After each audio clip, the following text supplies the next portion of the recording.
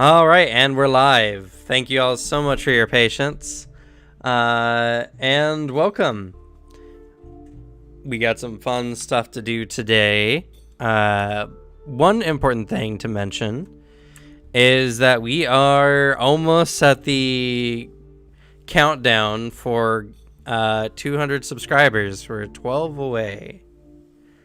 So that's super exciting. And what's also super exciting is one of my videos will soon hit 1,000 views, which is crazy.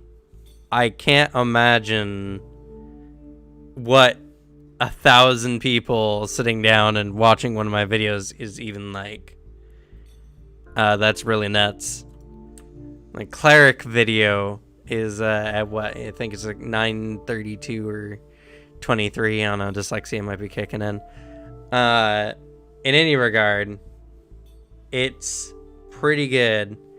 Also, come and check us out on this Thursday.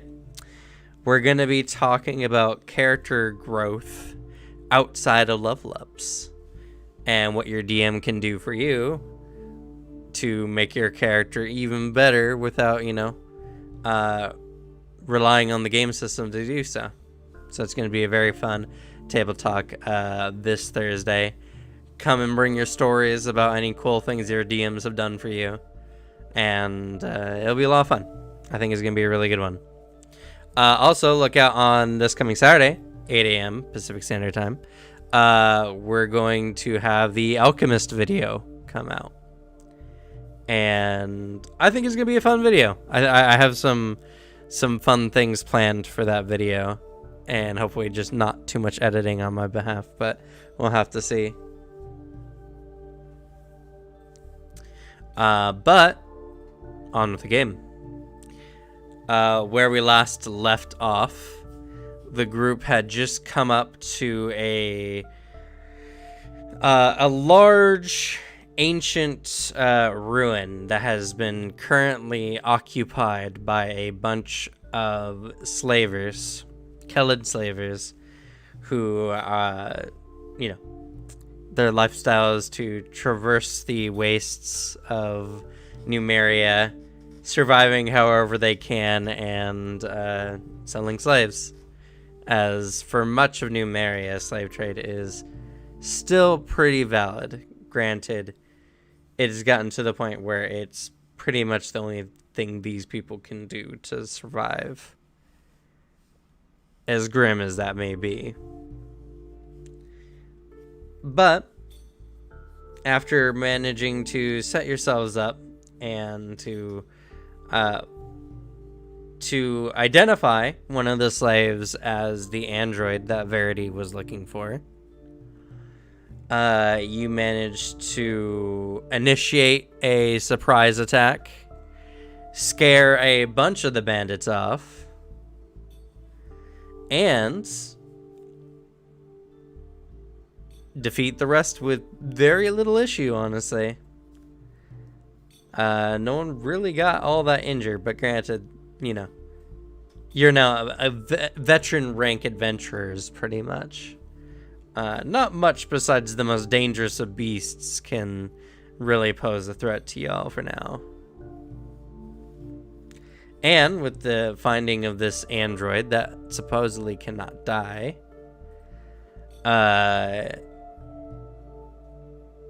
Verity will now assist you on your journey into one of the various ruins of Numeria to hopefully find some cool stuff for Star Metal. So that will be exciting. But where we last left off, Kairos was healing the slaves to at least somewhat liberate them and ease their suffering. And that's where we'll pick up.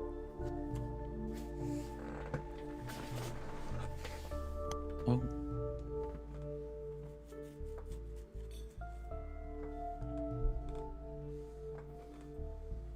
Gammy, get down from there. You can't kill her. Yami is currently fighting the force field, preventing her from murdering Kyoko. It's a losing battle, but she's got spirit.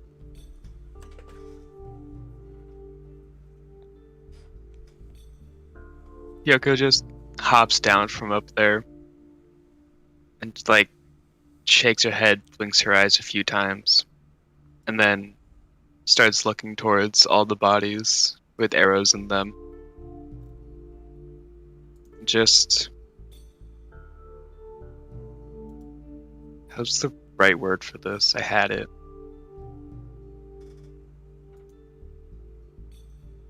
She looks sad and a bit displeased with herself.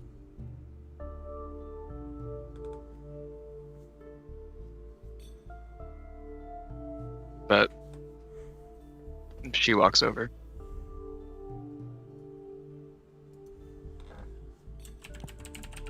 I like to imagine that they just are ignoring Gammy. Oh yeah, 100%. The Gammy's just like right behind them, like screaming and yelling, and they just have at this point tuned them out.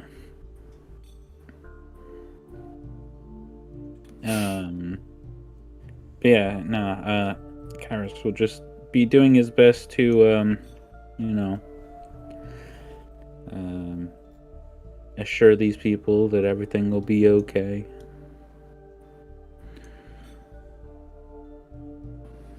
All right. We're going to have to tend to them best we can and then get them out of here. If there's any more nearby, they're sure to attack again. Did I keep a watch out? That is unlikely. They have no reason to patrol around.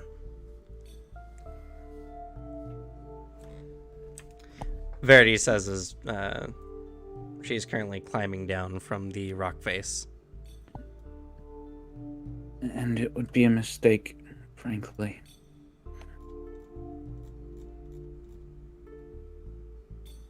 Oh? For them to attack us. Oh. Fair.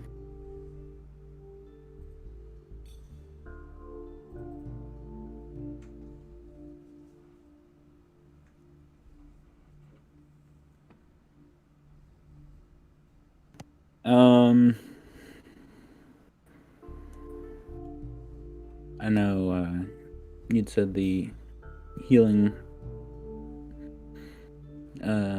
wouldn't do too much for them, but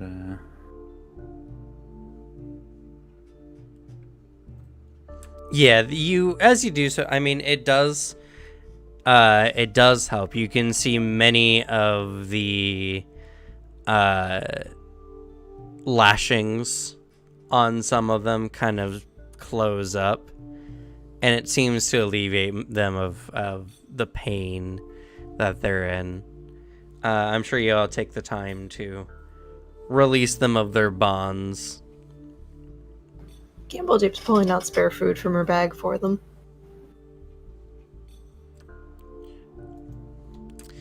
The only curious one is the android, as mentioned before. They're very still, and anyone who comes to check on them notices that they're not breathing. They don't seem to be alive. uh-oh. And the healing magic did not seem to work on it.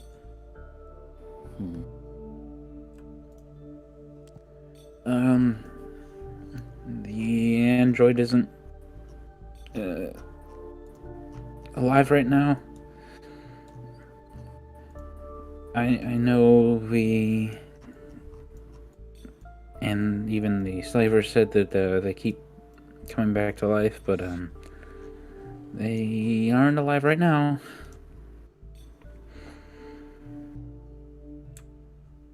Kind of nervously looks at the android and looks over at our companion.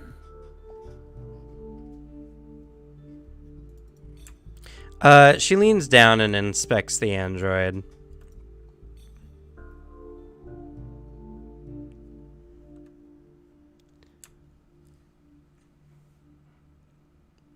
Unfortunately, I'm not a doctor.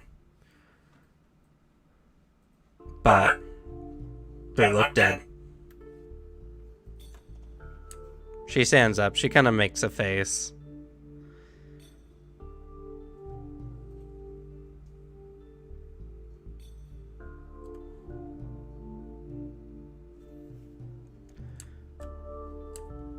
Well, in the very least, thank you. This is not what I wanted, but you went through the effort to help me out, so I won't, how you say, go back on our deal.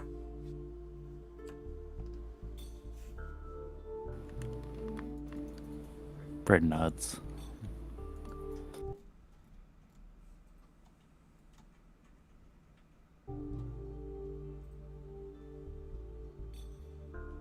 Odds are they might get back up again. I think they said that it takes some time for them to make a fuss again.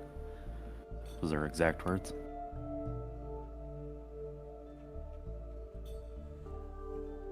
I wonder how long that is. I'm not sure. Didn't get that far. Well, this is not normal. If the core systems are destroyed, a spirit won't settle in the body.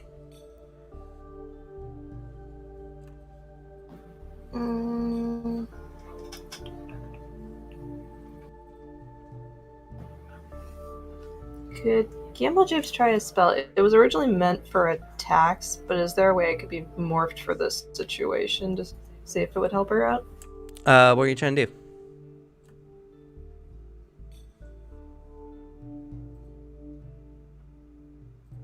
Just to see if she can use it to see if there's anything that seems off?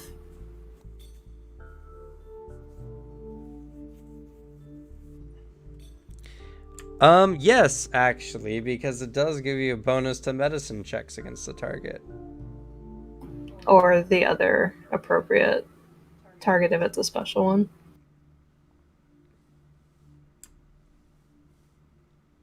Neat.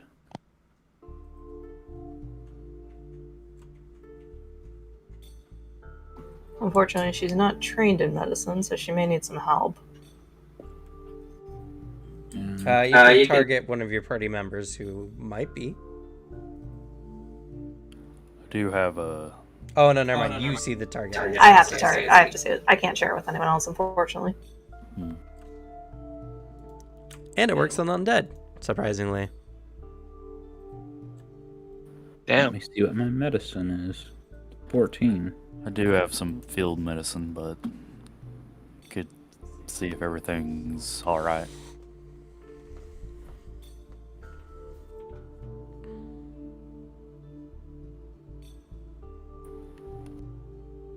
Coincidentally, my medicine is a 16. Mostly from quality healer's tools. Nice. Well, you can take a look at the body, or Gamble Chips can use her spell. Why not both? Why not both, indeed? Alright, guess Okay. I'm making a medicine roll. Okay, go ahead.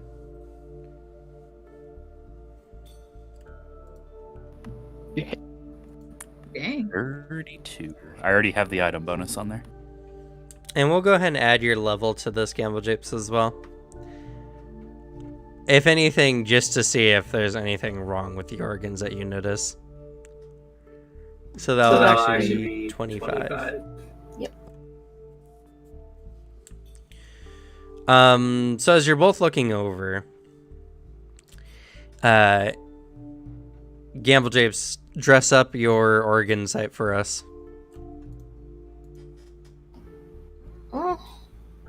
Since she's not aware she's casting magic, she mutters something like, okay, what would pique you? What would pique you? She casts it, leans and looks at the body, freaks herself out for a second, like, I think I just saw their insides, but then just squints and looks more. So as you focus on the target, it kind of goes predator vision a little bit. The inside of their body is cast in a deep red light, but you can see the definition of all of its organs inside.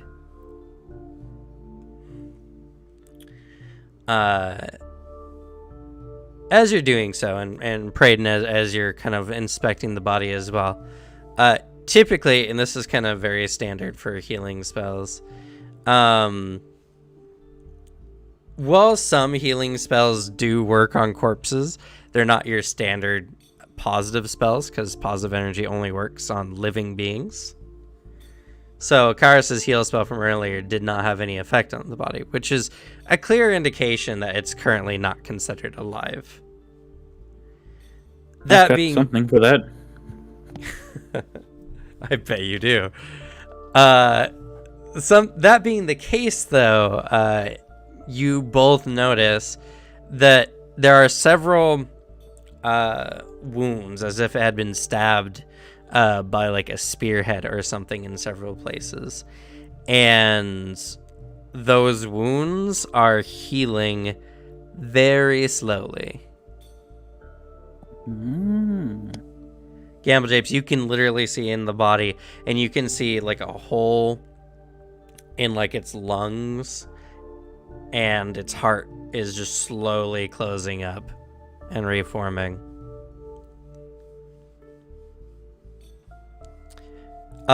Because you both rolled really good on that check too, you notice something that's also a little peculiar. The wounds seem to be almost imperceptibly healing at different rates. It seems the deeper the wounds, the faster it is healing.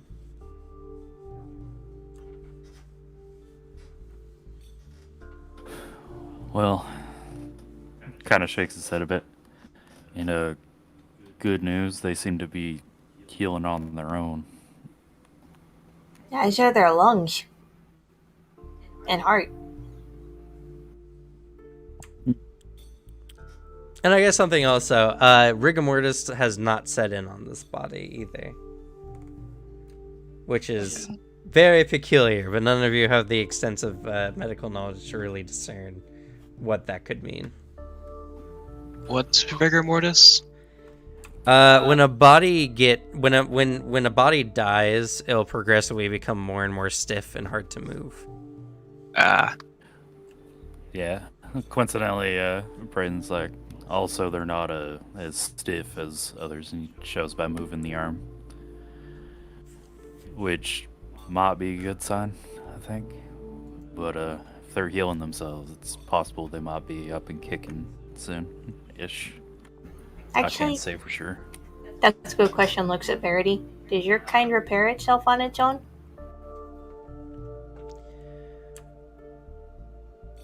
Somewhat. We heal in a different way than your organics. Our bodies are composed of nanites that will self-heal given the core functions aren't overly damaged.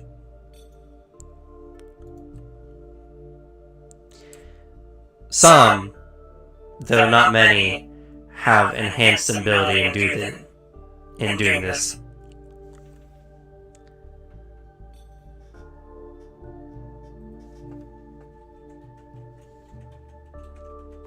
Huh.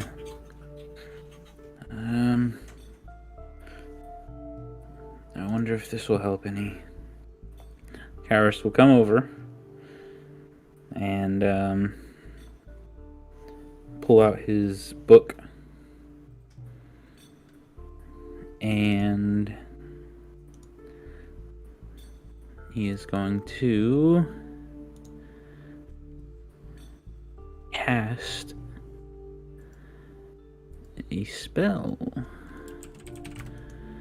He how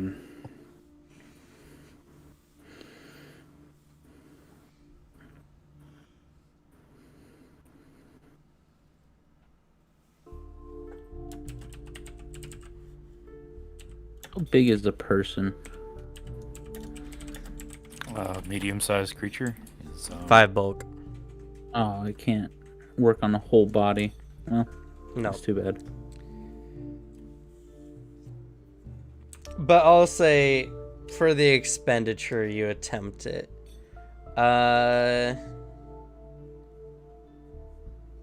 You know what's funny is I think this has been a discussion online. Is a body considered an object or not? It is. Technically. Well, in a world of spiritual, like destiny and magic, it's a lot more of a complex question than you might think.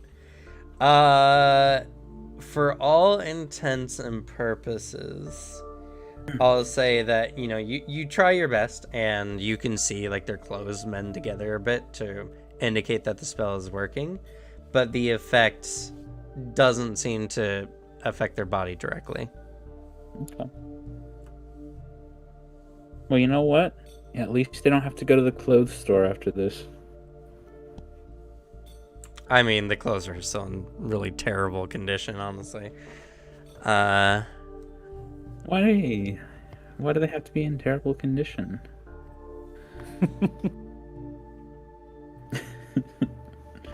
Well, if we take the slaves with us, we have plenty of tents, and she just looks around what they have set up. I mean, we don't have really much of an option. We have to. They won't be able to make it through here on their own. They're also not slaves anymore. Right.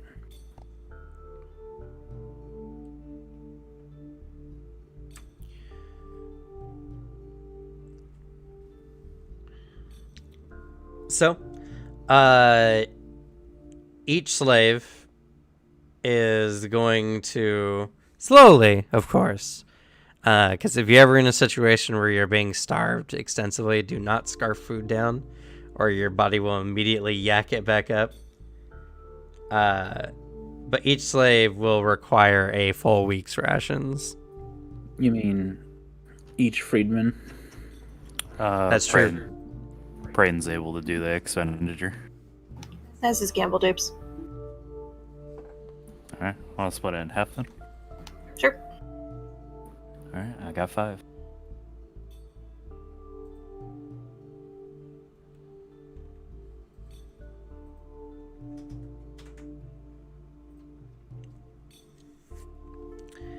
The question is, this area is rather protected at this point. Granted, you do have 2 of the slavers kind of unconscious at the moment. No, Do you all decide to just wait here and let the slaves build up their strength over the course of the day? Or do you decide to try to get moving back? I feel like it'd be better to wait. Let them regain Yeah. their strength. Yeah. Plus, we're not in any rush at the moment. Okay. That being the consideration, then, what do you do with your 2 not dead slavers? we enslave them. No. Braden will go looking around the camp for like their provisions or whatever. You do find some. It doesn't really amount to much more than rations. They do not seem to be particularly wealthy. That's fair. Amongst their personal effects as well, you do manage to find 38 gold pieces. Yo. Nice. Rob them blind. No, that's not what Braden was doing. Let's see. He'll set it up to where they'll each have like a week of rations and 14 or 19 gold apiece, and drag and set the packs out with them, and wait for them to wake up so you can send them off. Yeah, they're gonna have to head out in the correct direction and make some hard decisions. You sure that's not like an anathema? Because that's kind of setting them up to die in the desert, Everyone else ran out there already. I guess. without stuff. Honestly, these guys got it best. Well, also in Pathfinder, paladins have the convenience of evil characters are not necessarily considered within their purview for their tenets of good. Uh, I think the Redeemer is the only one that mentions that like anyone who earnestly shows that they want to change are acceptable. But generally, if a character commits evil deeds and is considered an evil entity, you don't need to spare them any mercies. okay. I could also drop a heal on both of them, if need be. You shouldn't, but okay. They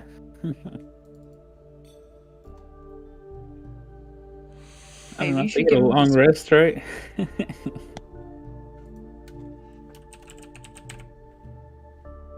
What are you saying? Oh, sorry. I was thinking maybe you should give them spears so if they do go out there, they can defend themselves. Oh, in well, case. he allowed them to keep their weapons. If they draw on him, he's going to absolutely dunk them. It happened once. It'll happen again. They can't beat you.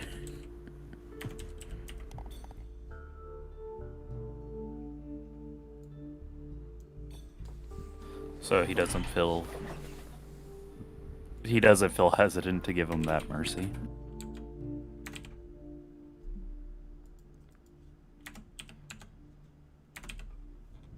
Okay. So,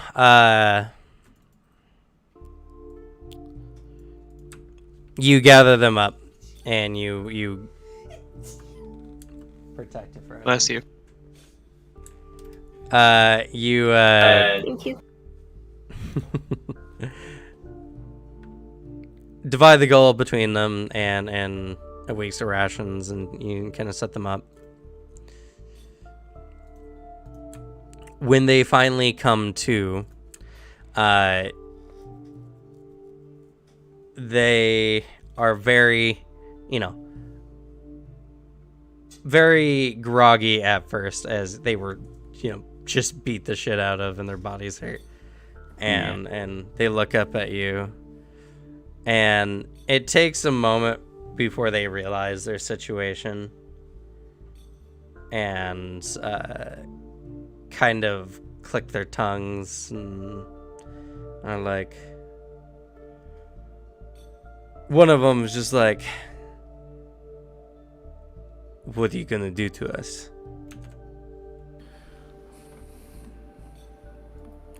You'll see right there I've set aside a week's rations and half the gold from this camp here.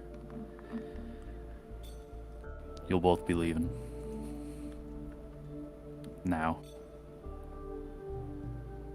And They both not look gonna at come you in back. kind of disbelief. Dan Kokyo's standing behind, just like arms crossed, looking at them with the menacing glare. You're lucky you have this mercy.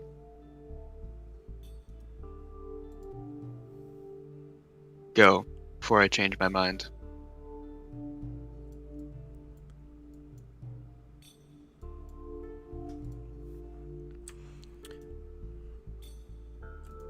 It takes a moment before they both nod and kind of get up, take the things, look them over a little bit, but they spend no time, and they kind of run off into the desert.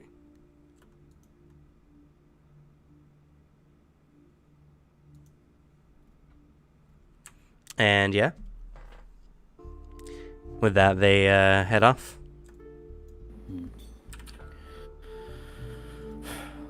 Best we can hope, I suppose, is they see this as an enlightening time. But no guarantees on that.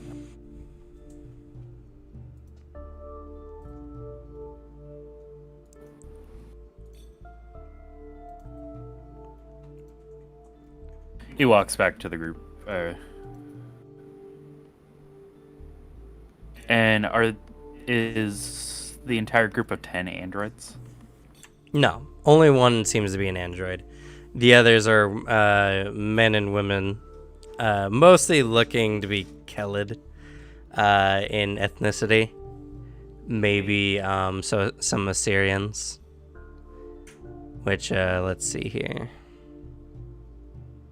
Bring out to the map so you can kind of get a grasp.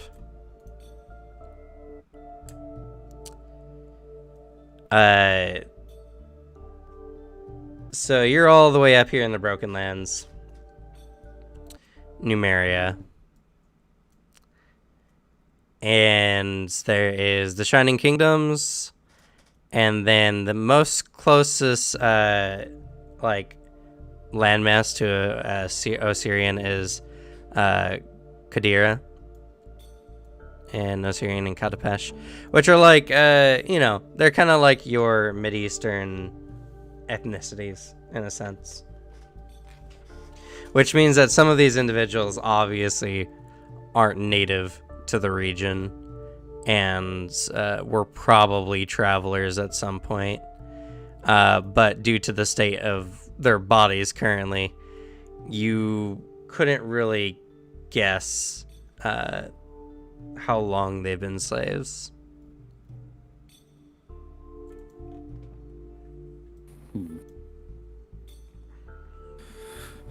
How are they doing? Ask somebody who's been watching them eat.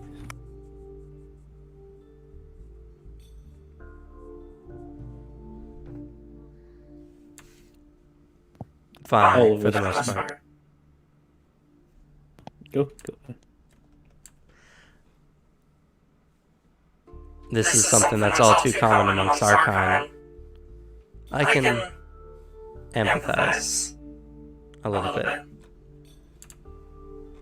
Her eyes kind of soften as she looks them over. Many of them are, even if they wanted to eat more, are struggling to do so.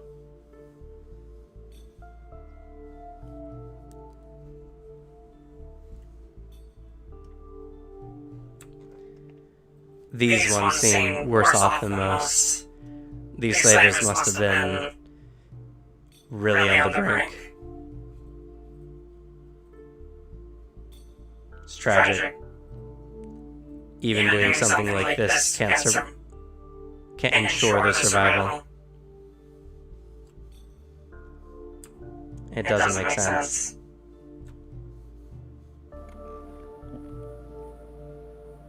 Possibly desperation, I suppose.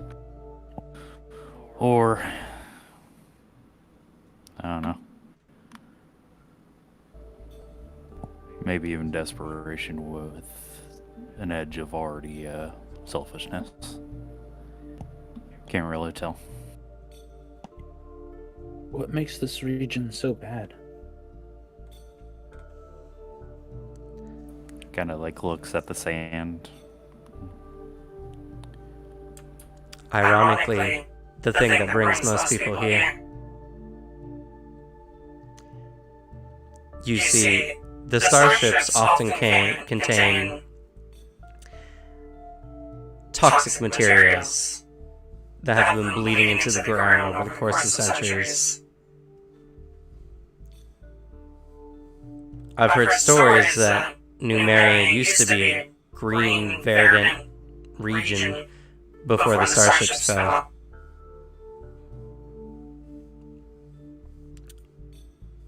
But that was a very, very long time ago.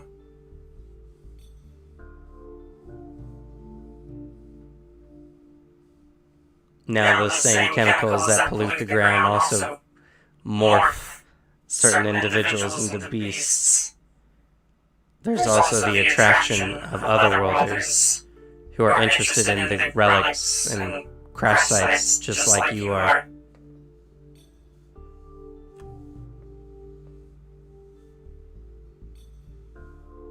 What kind of beast do they turn into? Abominations. Mutants.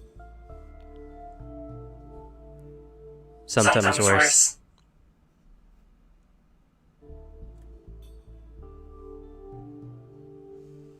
Oh, okay. Interesting.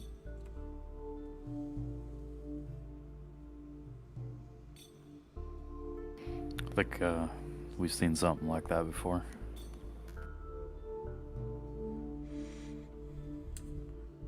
crossing the blasted lands is also dangerous. So I'm sure for many, even if they wanted to leave, they couldn't.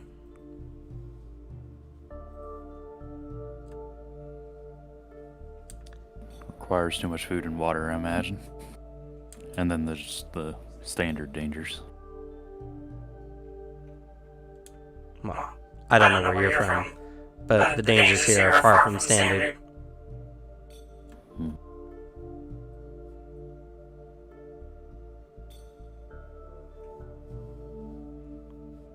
I guess that's fair. Used to dealing with undead, where I come from.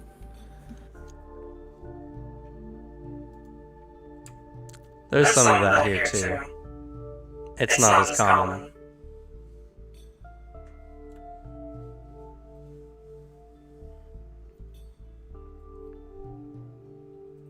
Let's see. Do I? I don't think I have anything that gets rid of the drained condition, do I? Oh, yes, I do. I don't know if I have enough, though. You do have 10 slaves. No, that wouldn't help. What was it? Lesser sinew shock serum. It gets rid of clumsy and enfeebled. Yeah, no, not quite the drained condition, though. I don't think I have anything for that. They'll recover with time if you give them food and water.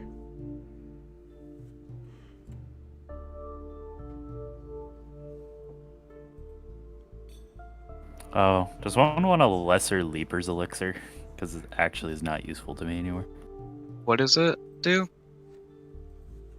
Does this?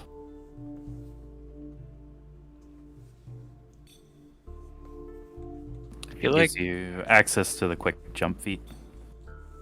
Finley or I, so we can reposition easily. That's true. I don't know. Which one of you finds that you're more mobile? Finley. But you never know when the situation's going to come up where I need to be mobile. That's true. But Sure. Oh, sorry. more often than not, you're more mobile than I am. You should take it. Oh, okay. Sweet.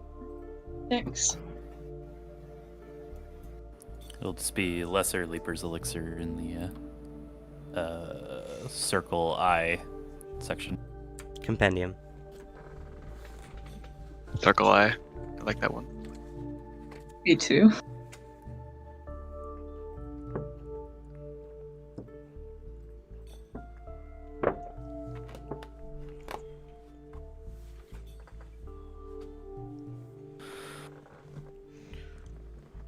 I think that was in my backpack too.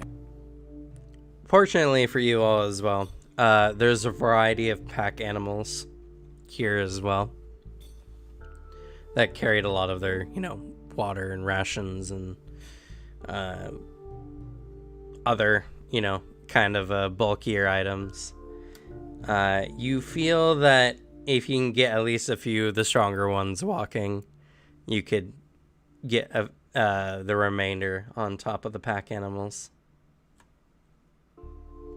We also have the mare seeds. The what? The seeds from the druids. I don't know if it'll be enough, but we could use that too. And what were those again? Just to remind me a bit. You plant them in the ground and it makes a horse. Oh. That's right. I forgot about those. Yeah, you guys got those in Crystalhurst like way, way, way back when. It's the same as the Summon Steed spell.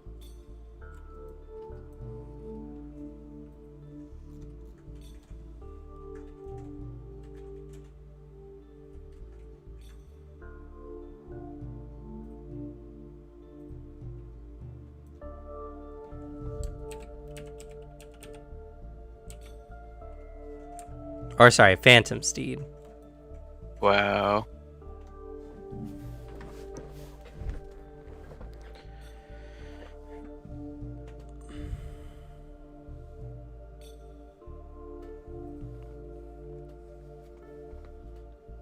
It's a pretty cool little spell.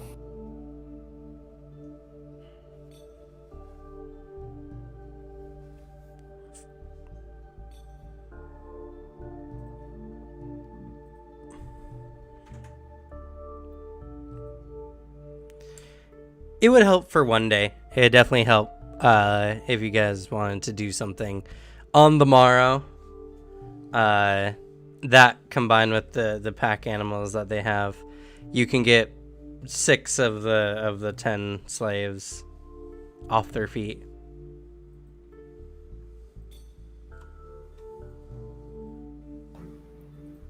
Can I do an assessment on them to see which ones look worse in comparison to the others?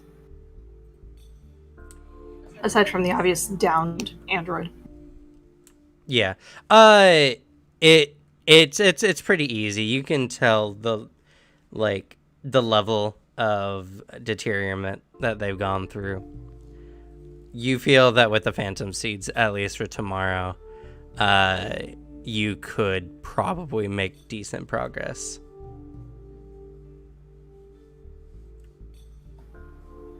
Thankfully. I think we had 10 or 20 of those seeds. Yeah. Did you? I remember we were given a number. I gotta find my notes on it, though. Y'all should put it in your equipment.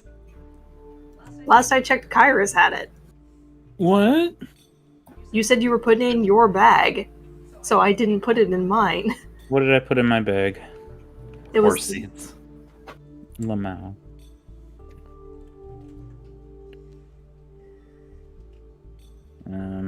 Which sounds really bad out of context. You know, honestly, I don't remember doing that. But let me check my notes. I'll check mine too.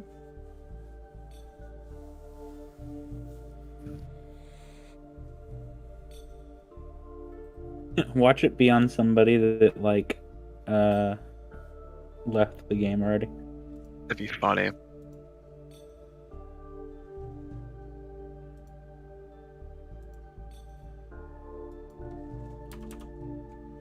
I'll check peaks just in case. What about bishops? Bishop wasn't with the group at that point. God damn. You sure? No, Bishop was, because we were clearing out the mounds with him. He left after that. That's right after that. Was it? Oh no, yeah, you're right.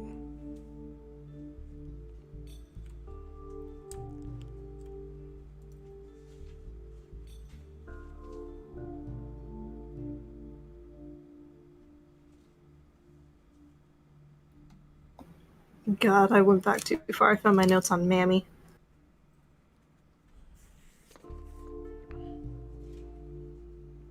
No, Peak doesn't have it.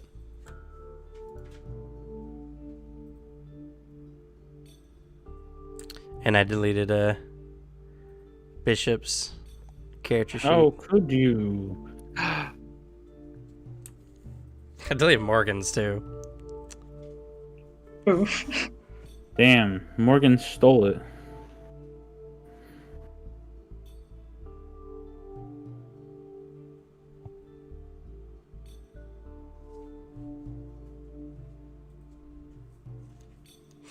Unfortunately, that was during the time that these sessions weren't being recorded. So it's just going to be lost to the ether. Look, it'll be fine. We don't need to do this. We'll just take it slow, you know.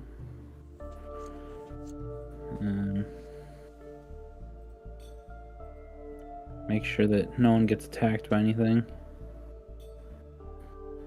Were you looking how many uses it was, or was it something else? I'm just trying to make sure because I found something in my notes about the the thing. I have nothing. I think it was 21 use seeds. I'm hearing correctly.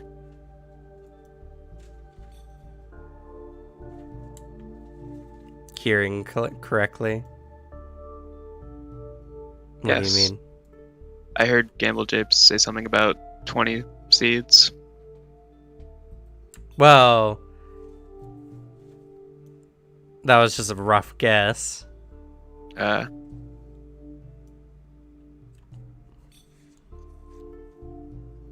You listening to an old bot or something? No. No. Gamble Japes said that like a minute or two ago.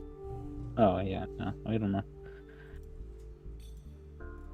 It was so long ago. They were the only person that remembered it existed.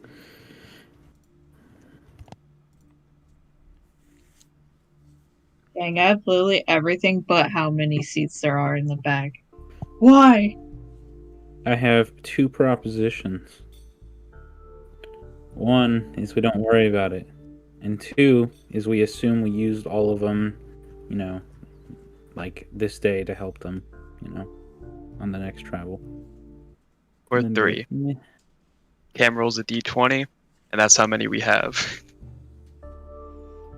Well, I'll Oh, say. I don't think it'll have a significant.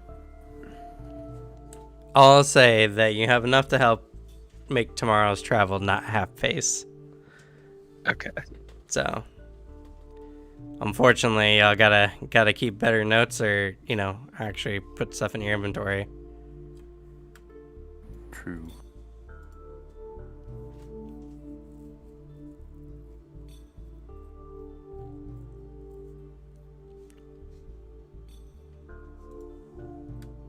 But I will say, good job on Gamma Dave for actually remembering something that happened like probably like 8 months ago. Damn.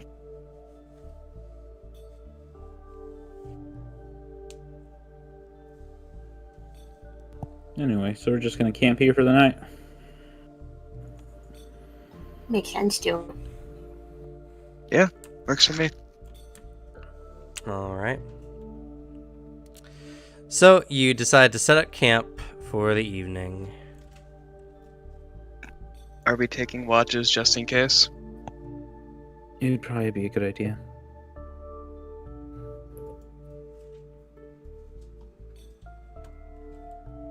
And I will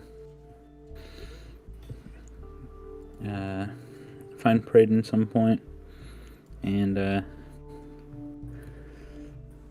ask that we both take a watch together. Oh, wow, fancy. Yeah. Wow, this place is pretty when it's not in the light of slavery. We keep them in the pen, you know? Keep them all corralled. We've come to liberate you. Do not resist. More like under new management. They can be, spaced out underneath the variety of tents and such. But sure, if Kairos needs to take a watch of Braden, he'll do so.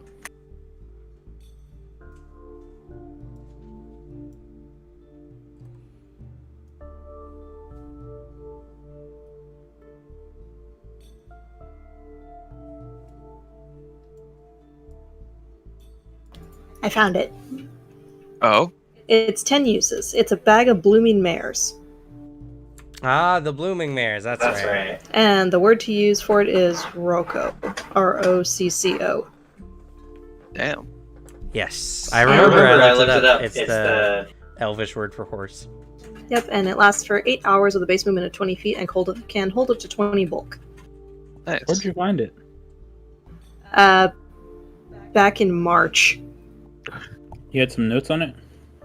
I had notes from the start of the campaign.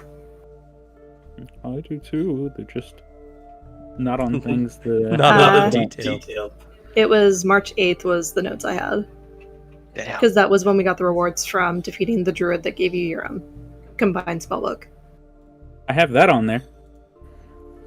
To be fair, I think that was the more important one. I should really update your guys' character bios because they aren't as applicable these days. Oh,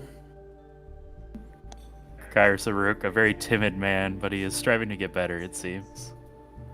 that's all you have for me? Yeah, That's all I am to you? I have the initial thing. I'm a Gamble great is a and goblin with a feared pony. wizard. We haven't seen that pony in 30 episodes. Peak is an atheist. Peak isn't even here anymore. Bishop looks a lot like me, and I haven't seen another before.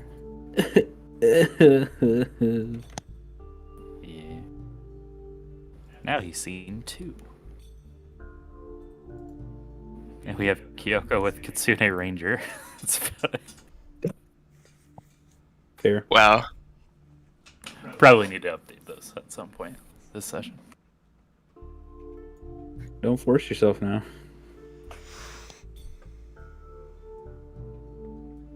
But yes, Braden will stand watch with Kairos. Whenever it may be. At some point in the night, Gamble Dips will go up to Kairos. Can you reanimate a corpse so Gammy can kill it, please? I don't, His fault. I mean, everyone knows that I have the book that can do that. I've never done it, though. He's like, That's true. I don't think that is, a tasteful use of the magic. Well, it's either that or Gammy's gonna keep threatening to kill Kyoko. You look across the way, and Gammy is giving a literal death glare to Kyoko, who is paying it absolutely no mind. I'm not scared of you. You should be. You're heaven compared to the hell I've experienced. I don't know what those places even are. I mean, I could animate some rope for them to play with. No, Gammy wants to kill something. Kyoko stole her kill. Why don't you get them to spar or something? Because Gammy will literally try to kill her. Tell her not to. Fine, you try talking to her. I can't. And if you don't want to, that's fine. I'll just walk around the corpse and just hold it up. Oh boy. Gamble Dips attempts poor goblin-sized puppetry of a human-sized corpse just trying to get Gammy's attention. Oh god. A grim evening show. You get a strange look into goblin culture in a way you did not expect.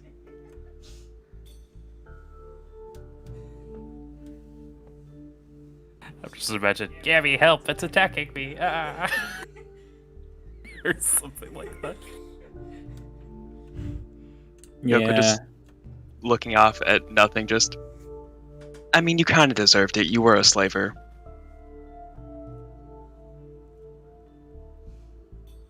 Talking to nothing. I'm not gonna stop her. Gammy! He's alive! She's moving the arms around. Gammy's dead, not stupid. She glares at Kairos. Keeps on with this morbid show. Listen, he knows.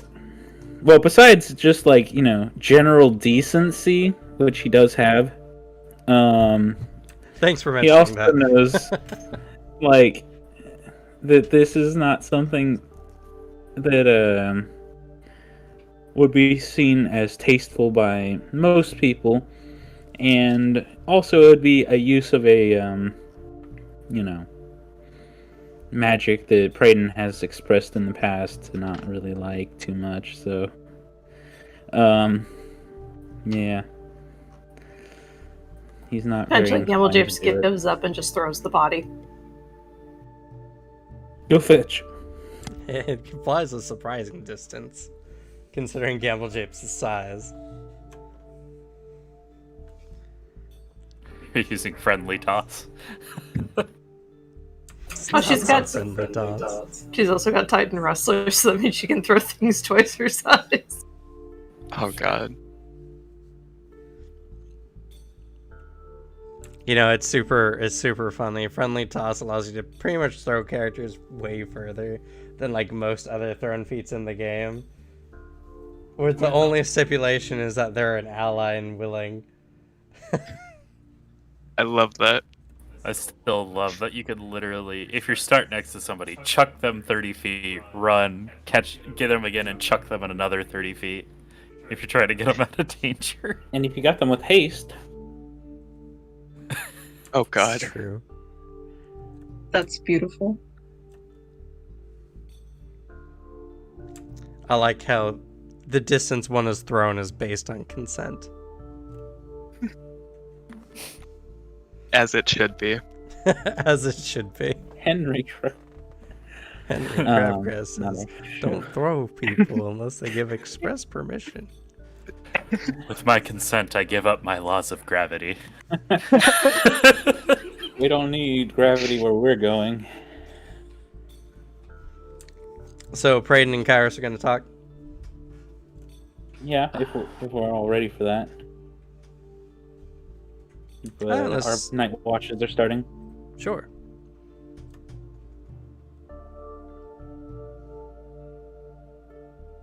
Private meeting, guys.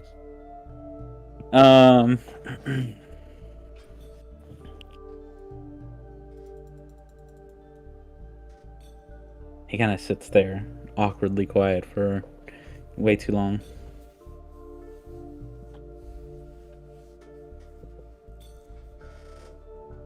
Let's see if Braden notices. I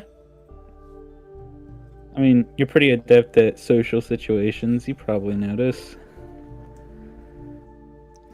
Yeah, I suppose.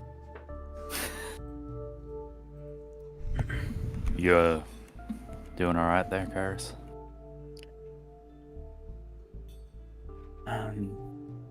I...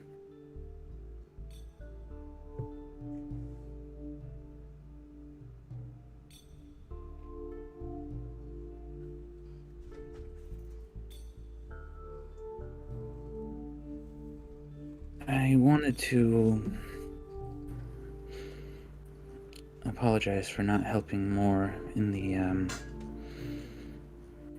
fight earlier.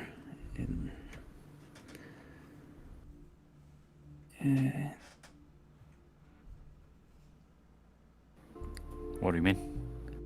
Well, From my standpoint, you helped a lot in that fight. I mean, everyone else actually attacked the enemies. I just used attacks near them. And it was effective. I believe you scared off 3 of them. That honestly made the fight a lot easier, I believe. And it kept within well, what you and I were trying to do, which is not kill them. I don't know. It just... It felt...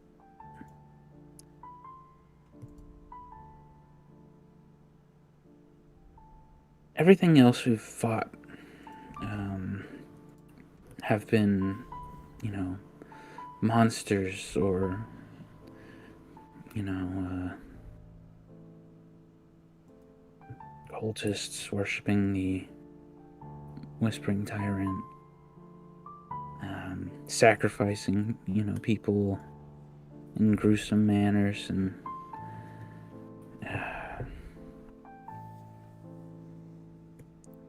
fighting them felt more like, you know, defeating some type of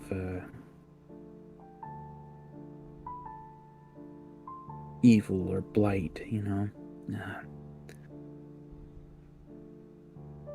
I guess maybe with those things it's easier to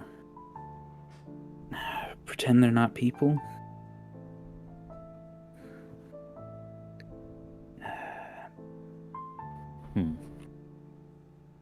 But I mean, I know these people weren't good people, but they.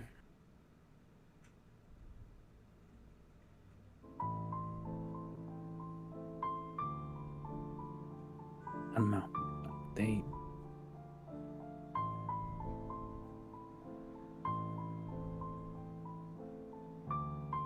I couldn't approach the situation pretending they weren't people.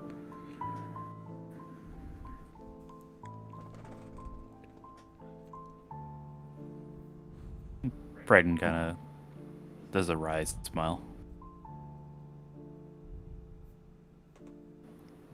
That's okay.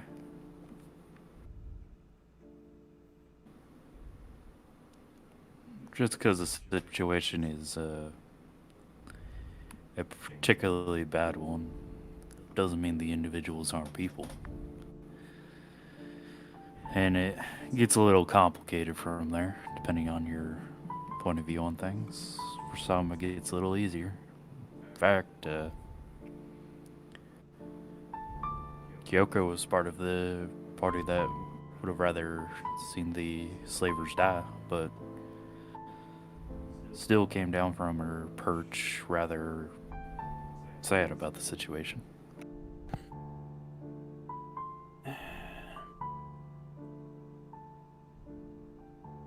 Well, they seemed rather confident, though. I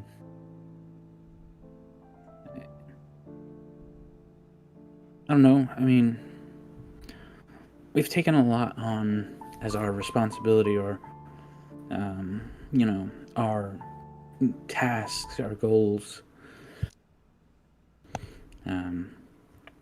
Taking down the Whispering Tyrant, taking on the Whispering Way, and other evil groups.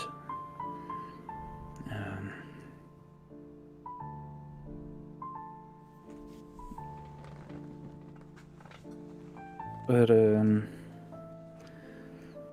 mean, something like this, it isn't exactly in that same purview. I guess what I'm just wondering is,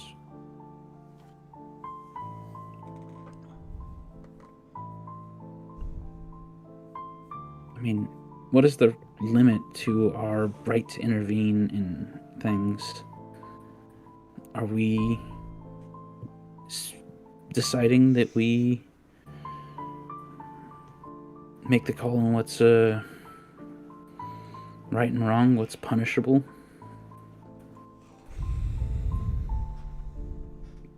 What deserves death and not? Well,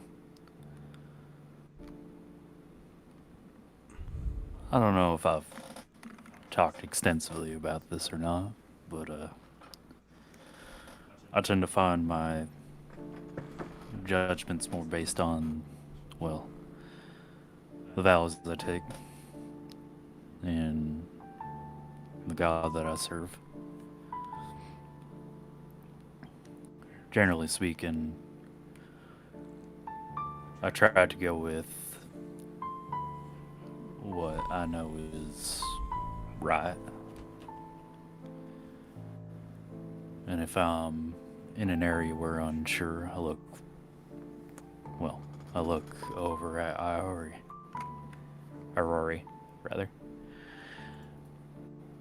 Though, situations where even the God's tenants don't really seem to help me, I look to you all to see what to do. One of you is, well, timid about the situation of killing. I'll try to facilitate the least amount of death that I can. I can't really control anybody else in that situation, though. So, guess what I'm saying is my decisions are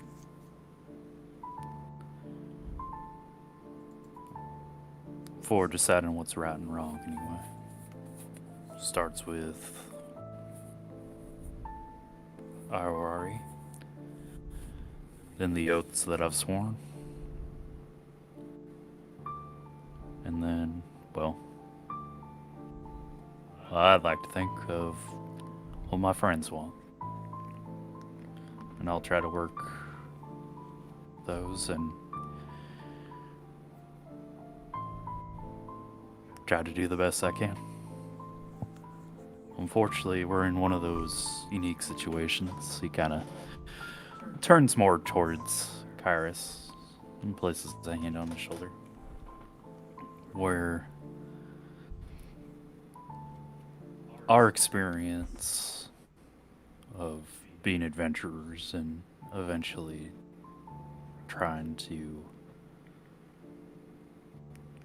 gain the experience necessary to take on Tarbafon leads us into these kind of conflicts. Now, my code of ethics in dealing with slavery isn't going to allow it to happen.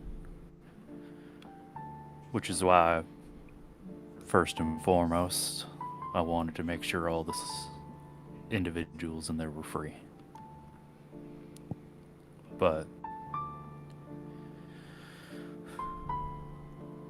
we are working to strive to be individuals who can make those decisions. Decisions to fight the Whispering Way and have to go step by step on figuring out if an undead is worthy of redemption or do we need to kill them? Which, in some cases, those undead were once people as well. Basically, you just need to come up with your own code of ethics. And unfortunately, we're going to be in that position where we're going to have to make those tough judgment calls. Because, well, somebody has to. And we happen to be there at the time. Well, at least, that's how I see it, I suppose. He kind of rubs his neck.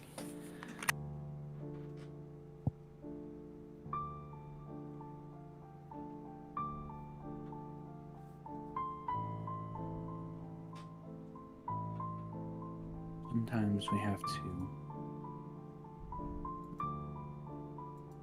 take right and wrong into our own hands.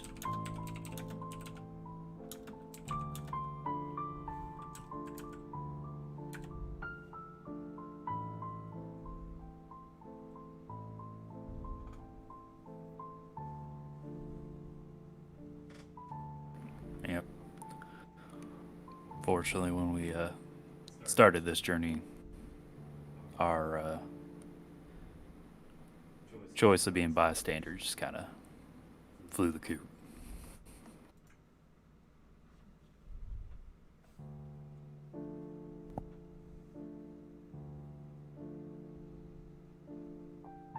It may not be something we run into, but where would we put the limit on that? If we go to a city where people are punished for something unjust, or not punished for something unjust,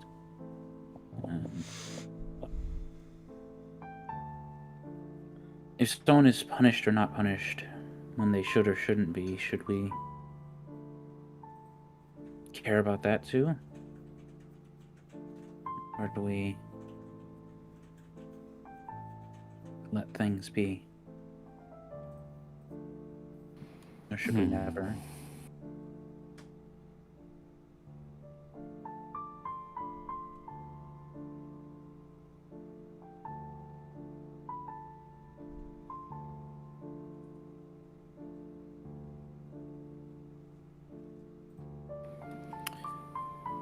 Well, depends on what you're getting at there. Are you getting at somebody doing evil things and getting away with it, or somebody who is doing evil things while ruling over it. I guess, I mean, doing things we deem as evil and, you know, not being punished for it in their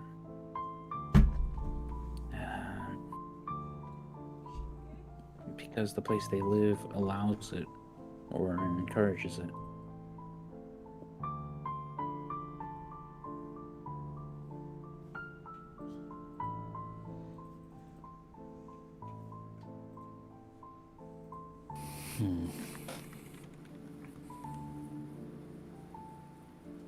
Let me think. Let me give you an exact answer based on his tenets, real quick.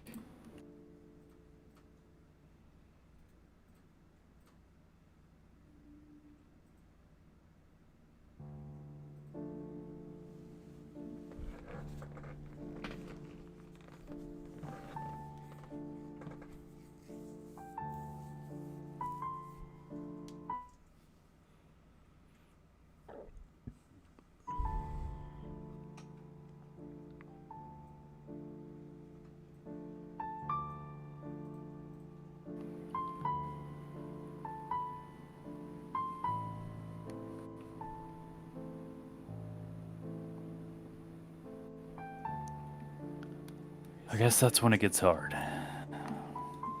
It's very much dependent on, well, if they are under a legitimate leadership or not. If they are, and it's set by the rules of their society, and isn't undead.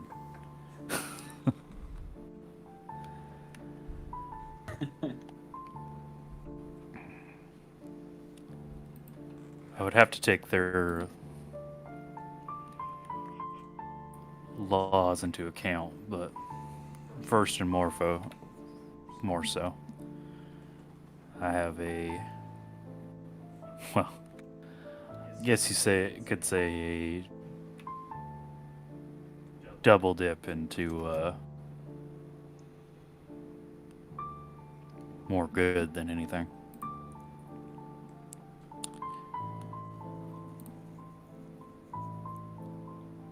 So while I can't necessarily act against the laws of a legitimate society,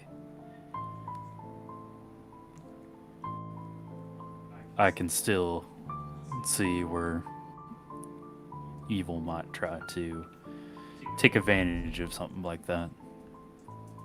And well, those of an evil society, I guess, wouldn't be a very legitimate one, I would say. See? And, I mean, for a case like what we ran into here,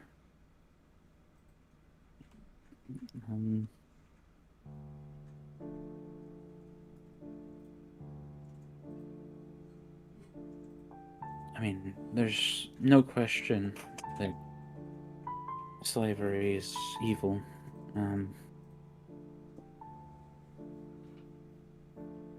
Was it justified if we... I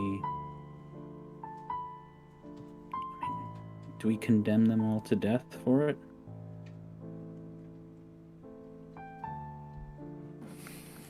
That's where it gets a little tough.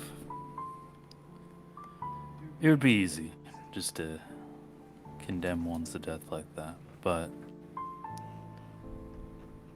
well,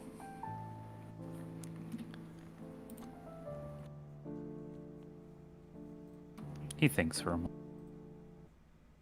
I kind of felt if I hadn't said anything, that's what we would have done. That was quite the possibility. Granted, I had my oath to Dorian to think about as well. And, well, your words. Which kind of helped dictate what my actions were going to be.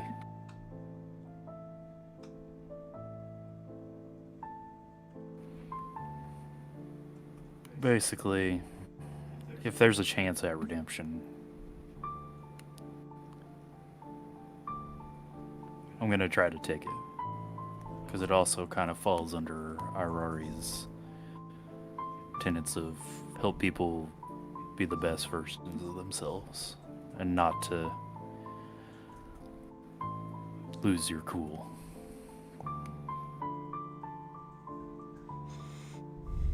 So, or at least that was my way of thinking about it.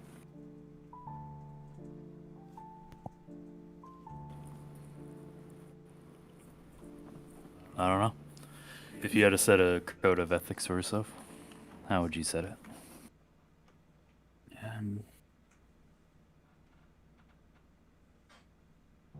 I mean,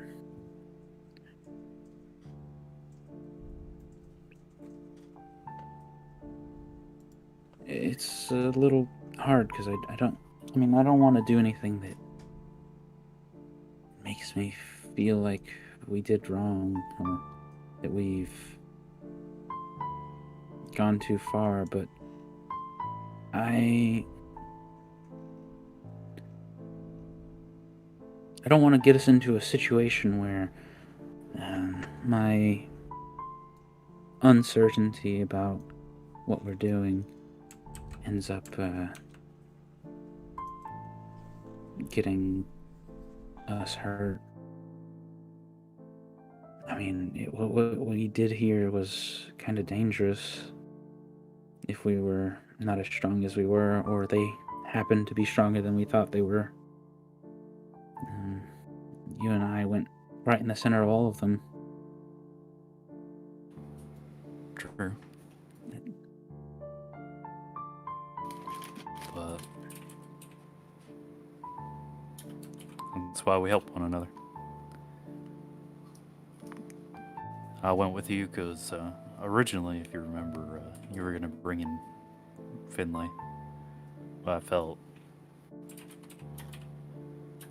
that if I was there with you in the middle of all of them, I could protect you a lot easier than if I was out here. And I kind of figured that Finlay and Gamble Japes, if things did go awry as they did, would be the ones that could take out the front guards and enter in quicker. Yeah. And of course, we also had good positioning from Verity and Kyoko to think about. Which, thankfully, they were able to successfully get into position. But I understand what you mean. In a darker circumstance with much tougher opponents, I probably wouldn't have allowed you to risk it like that. Because while my tenants are strong, they do come with the stipulation that I don't just give my life for no reason. And I wouldn't risk any of your lives for that either. If you do come across a situation that seems hopeless, we'll have to walk away from it, I think. And then if we're in a dangerous situation that's not hopeless but feasible, I'm going to try my best to try and keep as many of you safe as I can. And all I ask from all of you is you do the same. Which I think we found from, well, Gamble Japes practically chucking you across an entire courtyard. And your general want to try and set up your spells to where you can protect people as much, or even in the gas cloud that was taking down one of our allies, that each one of us believes the same. Heck, I can't really read Finlay too well, but I believe it was Finlay that dragged Gamble Japes and Peak out of the smoke. Yeah.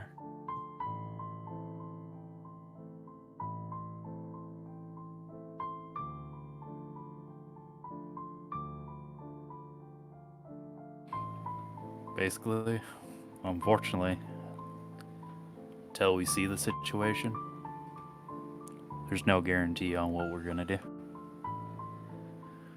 We just have to try our best to see the situation, read what we can from it. If it's possible, make a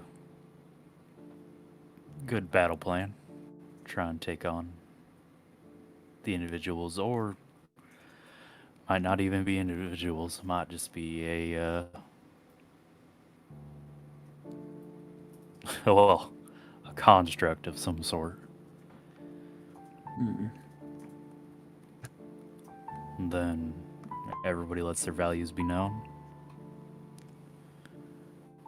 And we try to adjust the plan to fit such things.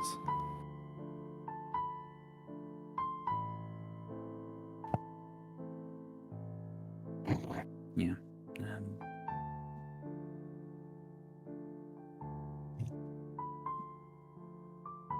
Basically, if you do have any worries, don't be afraid to bring them up.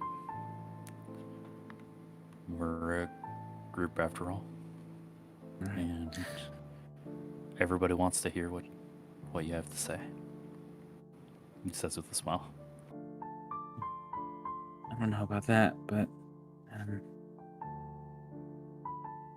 I appreciate you talking with me. I guess I'm just trying to find some more definite answers on a thing that can be more situational, but I'll take your words into consideration. I guess you're right that considering our path we've taken, we will have to make decisions on, what is right and wrong sometimes. Take things into our own hands sometimes.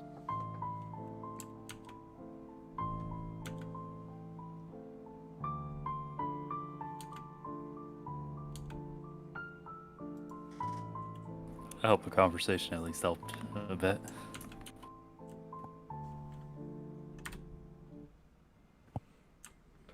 Yeah. Suddenly, you hear some commotion kind of going off in camp. Not Oh, no. too far off from where you guys are at. I wonder if they're awake. I guess. Let's go check.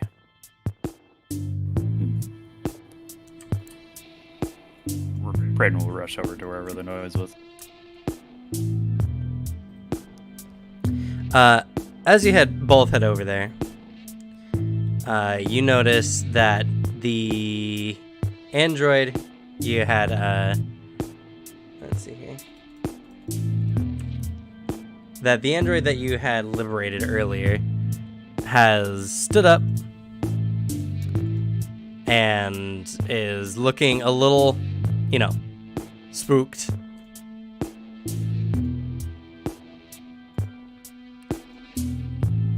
I'll turn this music down 1 second.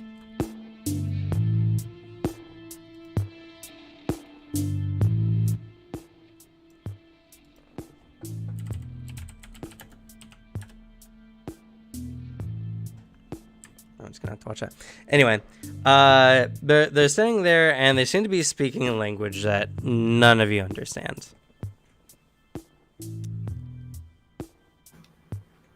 What about Verity? Verity looks confused. She seems to be doing her best to kind of calm the situation down, but it's not working. The individual is kind of like backing up ever so slightly away.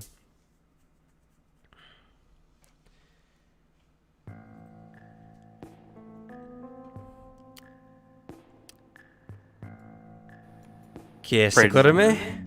Eh? Brayden will walk up, placing his hands up, showing he doesn't have any weapons, even on him, really, at this moment.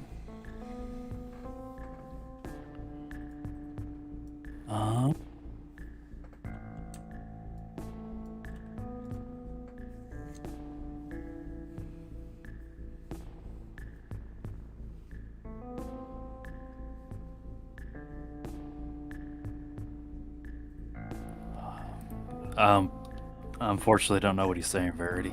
Could you give me any context? I don't know.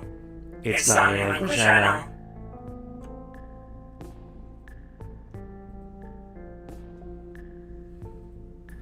Let's see.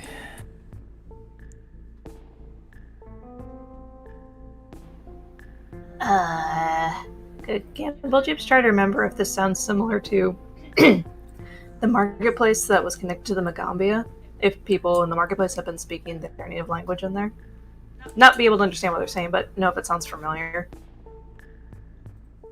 It sounds incredibly foreign. You don't think you've heard this kind of language before. Jamie, do you know what he's saying?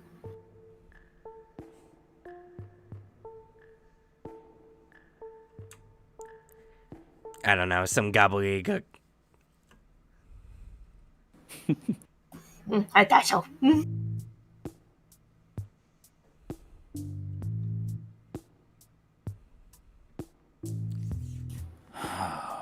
Alright. Well, unfortunately, languages aren't one of my specialty. What can I do? What's up? Oh no, you go. I interrupted. He's gonna try and speak in as calm a manner as possible. We're not here to hurt you. Would you like any food or... And he'll kind of like gesture or medical attention.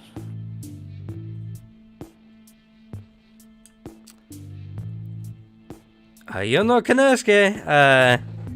They seem very confused. You can attempt to talk them down using a diplomacy. It'll be a -4 because they don't understand your language. That is reasonable.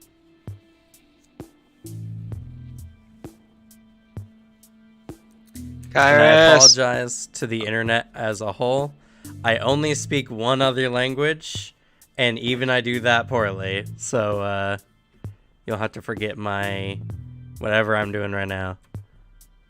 With the -4, that is a 30 total. Oh my god. Dang. All right. As you do so, they seem to calm down a bit.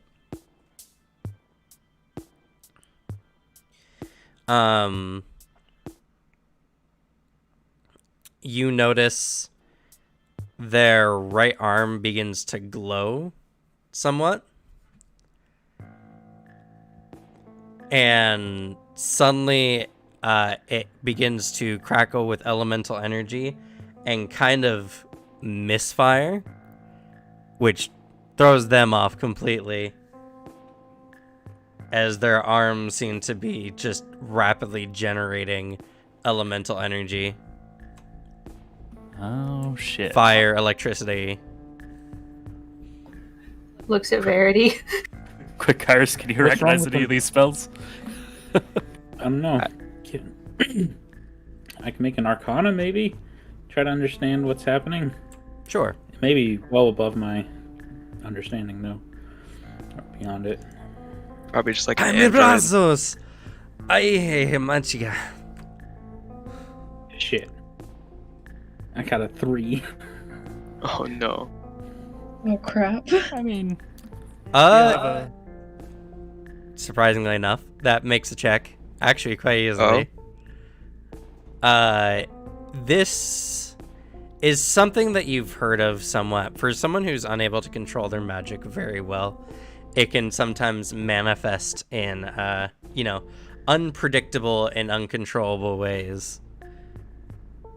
You kind of got some information on this, actually, when you were talking to Corin, as typically, children born as sorcerers have a hard time controlling their magic, and it causes it to misfire. Do I know anything? And given I won't be able to describe it to him, but maybe I could show or try to use visuals to get them into a motion of control or focus so that they can regain control of it. It would probably be something you try to teach children like that. It's unfortunately, magic is a very, very complex subject, and unless you have a chalkboard to write diagrams with, and even then they'd still have to understand what the diagrams even meant, it would be hard. Typically, when it comes to children and such, they learn to kind of close their mind off in kind of meditative practices. It takes a long time before they actually learn to control their magic. They mostly learn to subdue it at first, and that's a incredibly hard thing to explain to someone who doesn't speak the language.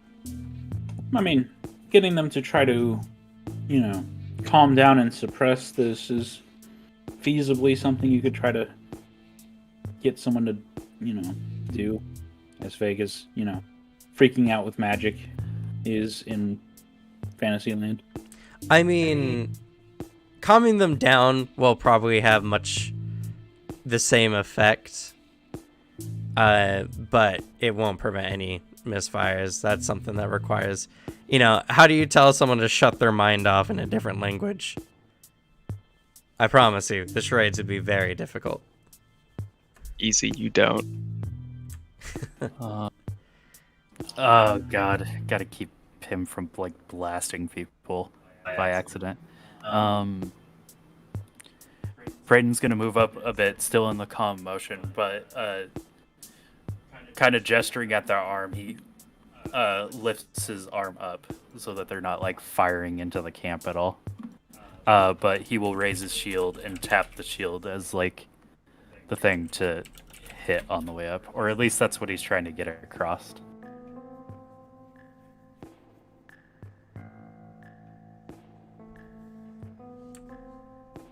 Okay. As you do so, he's just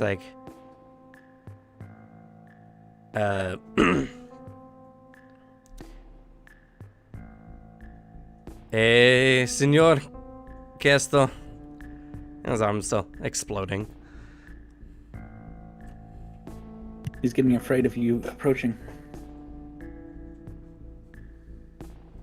It does appear somewhat aggressive, so... That's fair.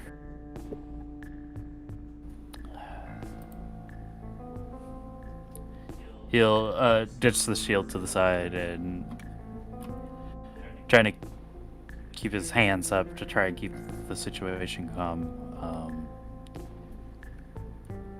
He'll gesture for him to come towards him.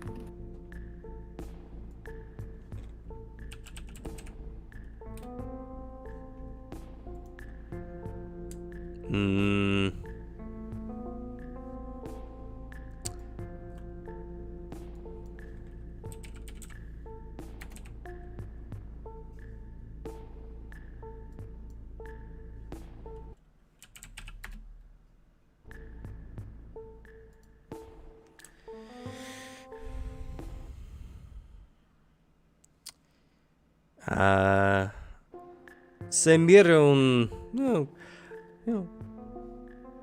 bien, señor, pero yo no gustele. Could I try it, a sense motive to see what they want? Sure. Go ahead. It'll be a perception. Can I do so as well? Sure. Can I also? Oh, that's good. Ooh. Well, Braden's a good people person, you know. He understands the situation somewhat. He seems to be a little bit more relaxed. A little weirded out at the moment.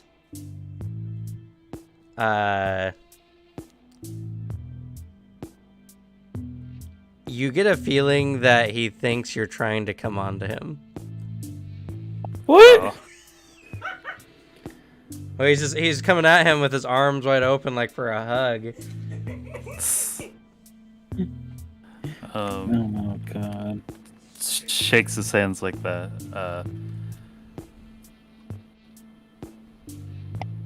How does he want to gesture this?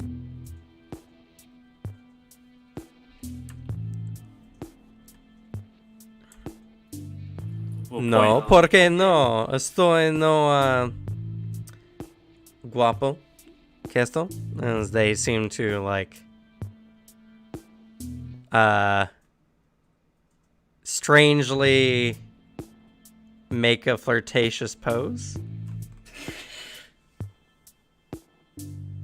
Dude, you Just have got magic weird. discharging from your arm, please. At least this seems to work because the magic's no longer just exploding off of them. Oh, is it no longer doing You've so? distracted them Distracting them. adequately enough. Okay.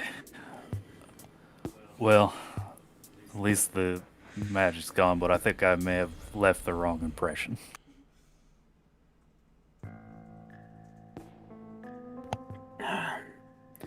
They need to find someone who can speak their language to help them learn how to control that. Well, I guess they could learn Yeah. on their own, but Gamble Tips, put your hands up. If you give me a week, I can retrain this, and she taps her circlet, and I can know what he's saying. oh, That's sounds pretty useful. As you're all talking, you see the individuals kind of like checking their body out in a lot of places, like making sure it seems like everything is there. And it's very peculiar. Their body before, I mean, was in terrible condition as it was full of puncture wounds and everything like that. It now looks pristine, but not only that, but any emaciation you've seen is gone. Any negative effects seems to be gone. If you didn't know better, you would think they were in perfect health.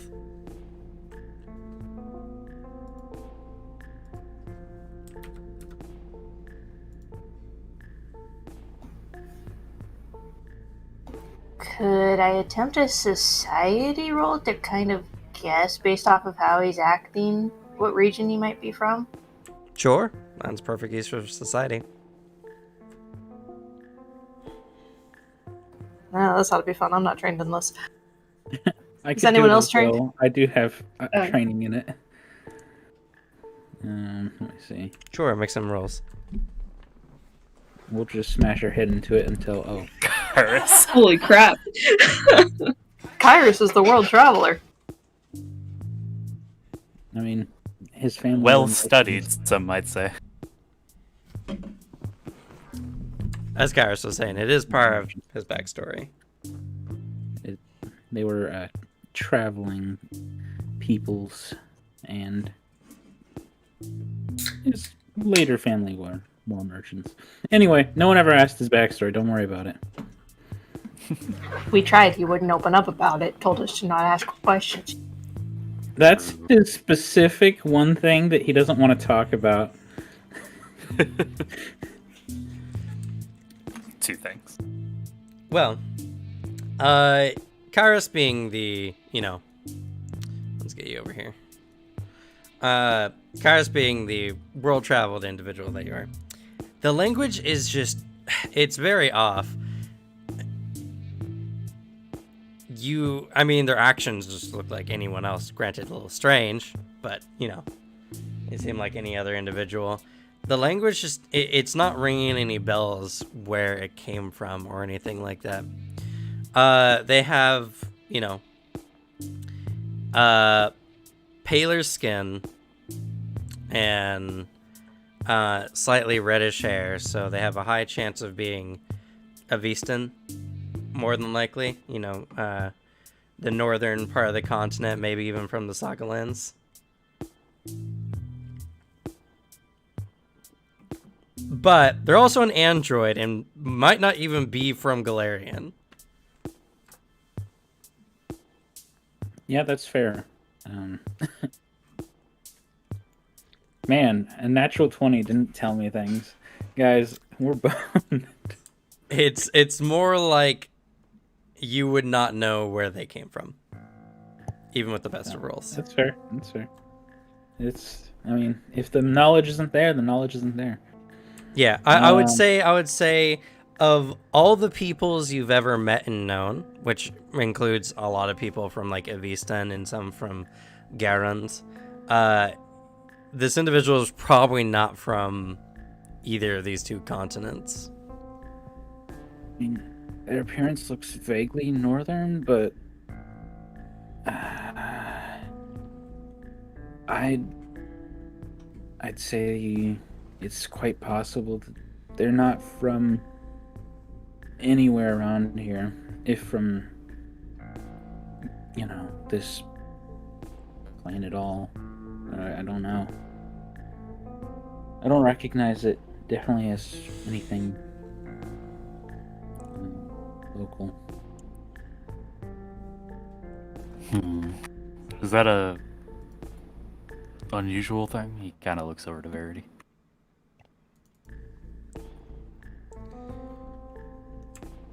Somewhat. Most androids speak Androcan. But when I tried earlier, they seemed to not understand. We're programmed to understand the language at base. I don't know. You said,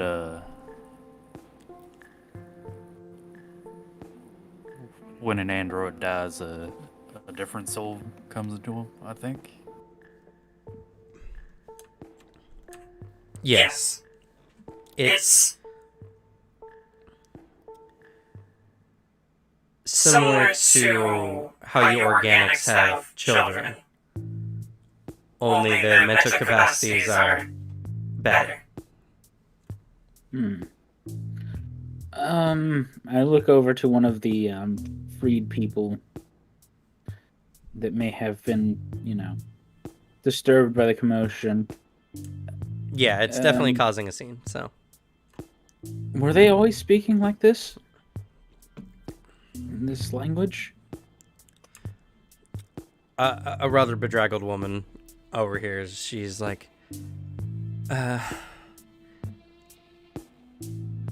somewhat, yes. This has happened a few times before.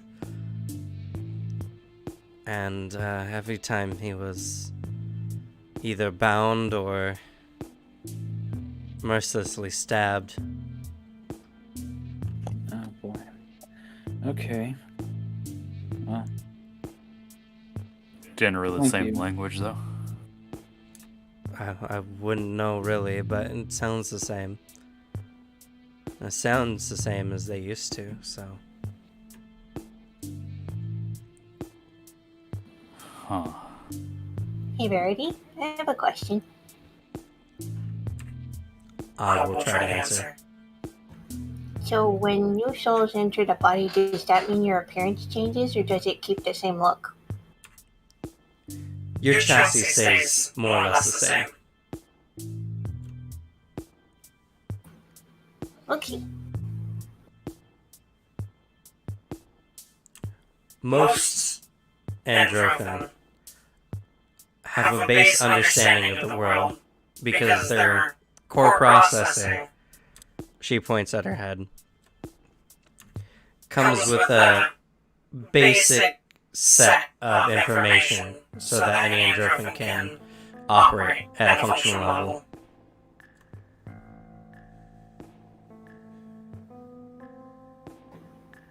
Actually, I wonder.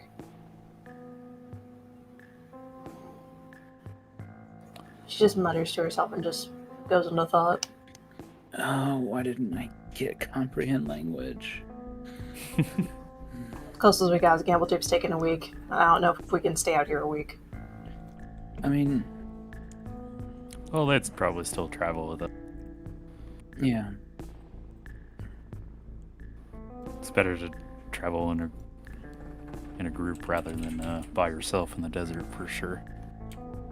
Though, I don't know. Is one of those core processy things flirting? No. Uh-huh. Because if not, this might be the same soul. And going by, if this is indeed the same language, it's possible this soul might still be coming back to it over and over again. But I don't really know how any of it works, unfortunately. Unfortunately, neither do I. I know some Meditrains who might be able to tell us more, but we have to get back to Starfall. Well, I believe we were heading there anyway, so I guess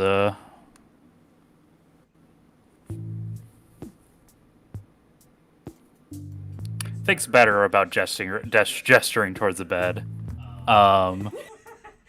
You see them, they kind of are looking at their hands and such, and they seem to manifest that same energy, but it seems to be in a much more controlled fashion. Oh, maybe I have an idea. Nope, never mind. It doesn't specify like it does in D&D. Campbell Japes gives a friendly wave to the new android.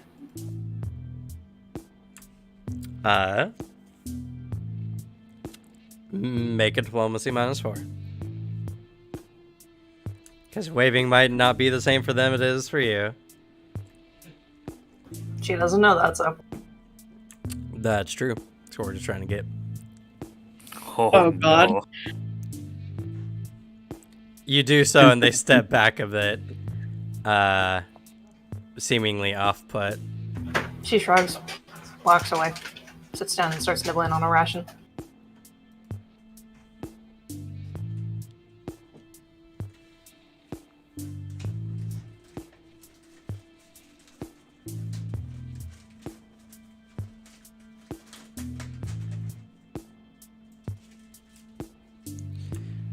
You see the elemental energy in their hand begin to swirl and change in shape as they seem to be getting a vaster understanding of its workings.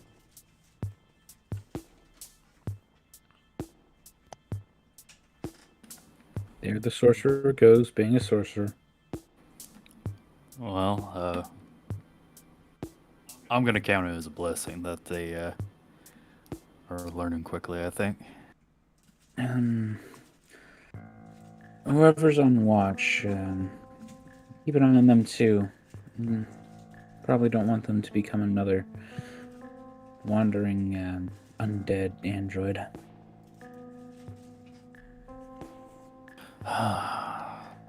Big thing is trying to communicate. Fortunately, I don't got a whole lot.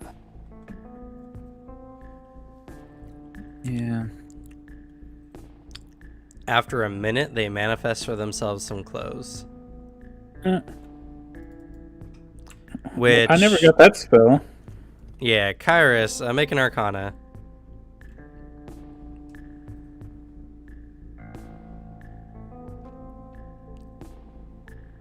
Summon lesser clothes. I know of this spell.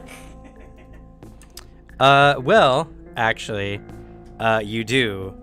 The weird thing is, so there's a wide variety of spells. There's a spell that can change your current outfit into a different outfit that looks nice or whatever. There's some illusion spells that do so. But this is definitely transmutation. And this is the 4th level creation spell, which I is know that. incredibly advanced for a new timer. That doesn't seem like something someone just learning magic would do.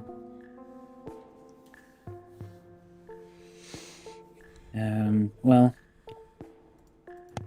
even if they don't have the memories, which we're not even sure if that's the case, they at least have the capabilities of someone who's been around for a while.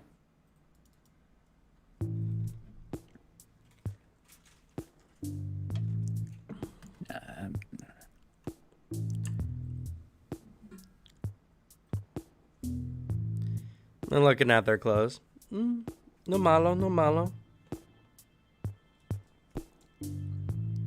Es no rico, pero más o menos.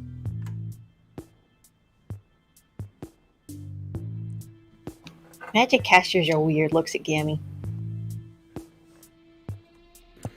If he can make clothes, then he could make food.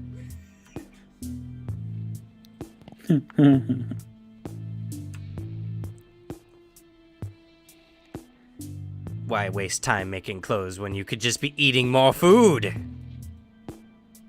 I don't think he's ready to eat food yet.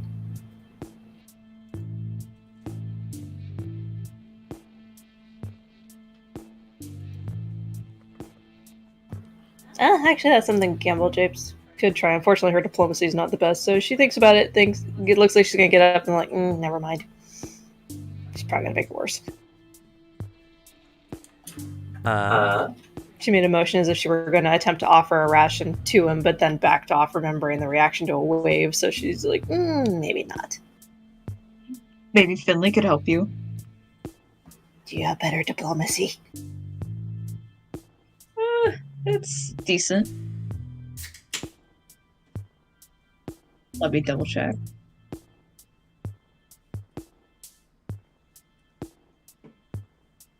I'm trained, so I must be somewhat good. Yeah, I got nothing. I can't believe I never took comprehend language. The spell that it comes in handy at least once. Yeah. We are at the 2 hour and 10-minute mark. Did we all want to take a 10-minute bathroom break? Or did you all want to keep going? We kind of have to. Because of Slug. That's true. It's fair. Alrighty. Well, then we'll be back in about 10 minutes or so. We'll be back, let's say 6:35 Pacific Standard Time or 9:35 Eastern. If you're enjoying this and you haven't done so already, please follow or subscribe to see more amazing content like this. We do Whispers in the Dark every Tuesday, 4 p.m. to 8 p.m. Pacific Standard Time. We also have other live play content on the channel, as well as other Pathfinder videos we produce every Saturday. Beyond that, if you want to join us in the Discord down in the description or below on Twitch, we have a pretty decent community going on down there. We also, anytime I recruit for any of my new games, I always recruit from the Discord first. So if you want a chance to come and possibly play with us, just head on down there and check it out. But with that, we're going to go ahead and take a quick 10-minute break.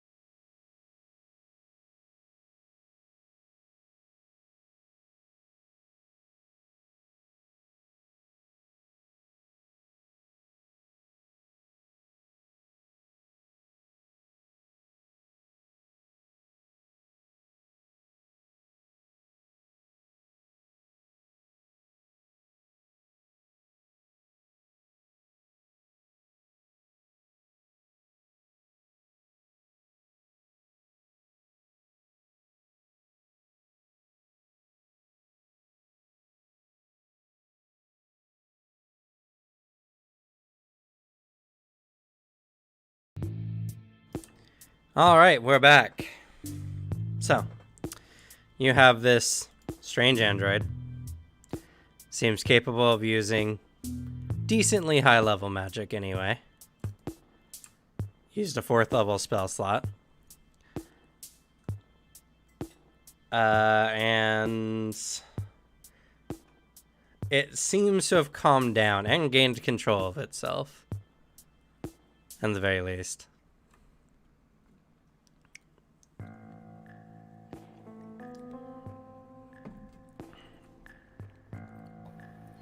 Ooh, we could ask Dalen if he knows anything about something like this. He's traveled all over the place.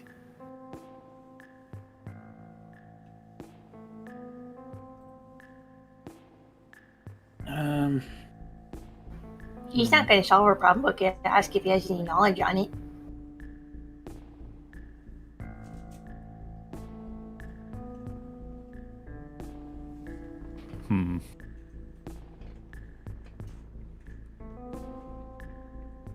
Actually, what time of night is it by about now? It's like a couple hours after sundown. So, it's kind of late, but not too late.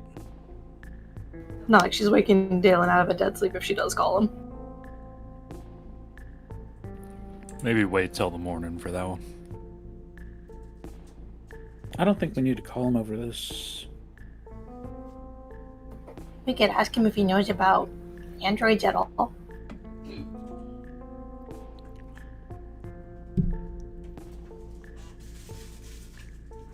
Either way, and she just hands some rations to Finley. You might have a better chance of offering it than me. Oh, okay. I'll try.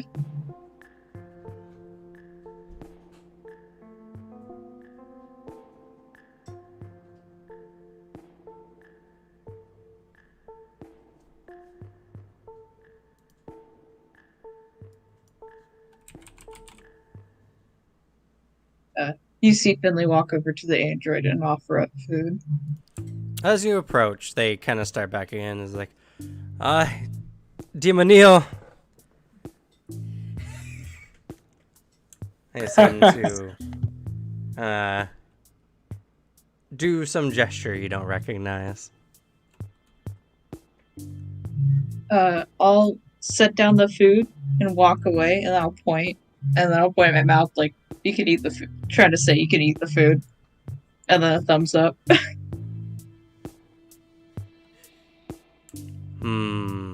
Asociado.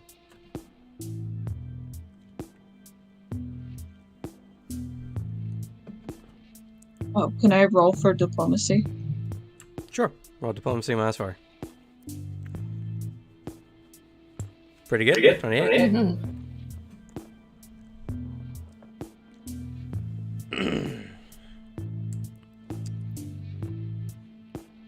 They look at it and pick it up, brush it off, look it over.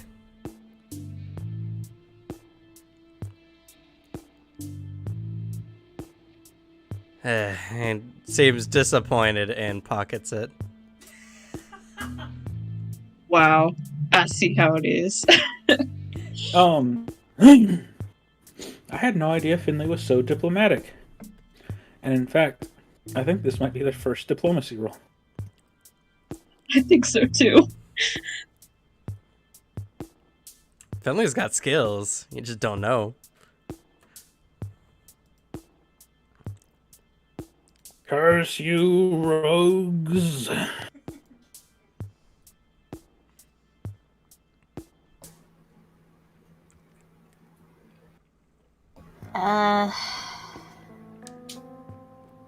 Can I kind of sense motive to see if there's anything he looks like he wants to do? Sure. He should go to sleep is what he should do. And sense motive is Perception. perception. Okay.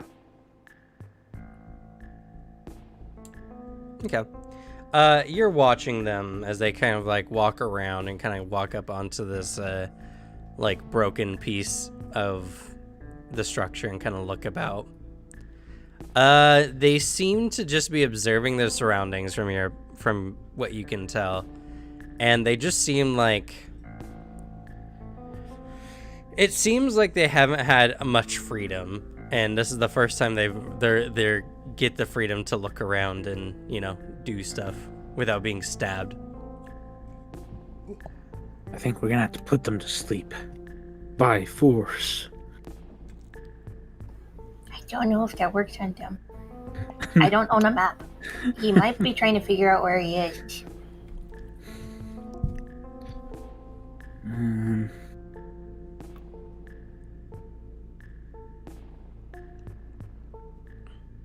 Do we own a handy dandy world map?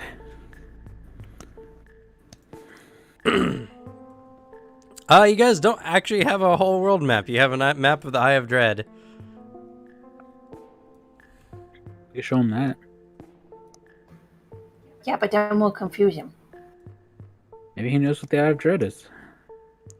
You watch the individual walk over to this nearby wall and then start walking up it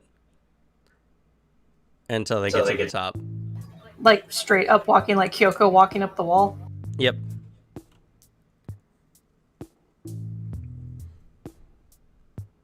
They cast Spider Climb? You think so, but if they did it without verbal components. Ooh. Well, I know that's a sorcerer's ability. Yeah. Many sorcerers, well, have the meta magic feat to do so. Anyway. I think I could get it too if I wanted to. I think so. I think it's like silent casting or whatever. Yeah.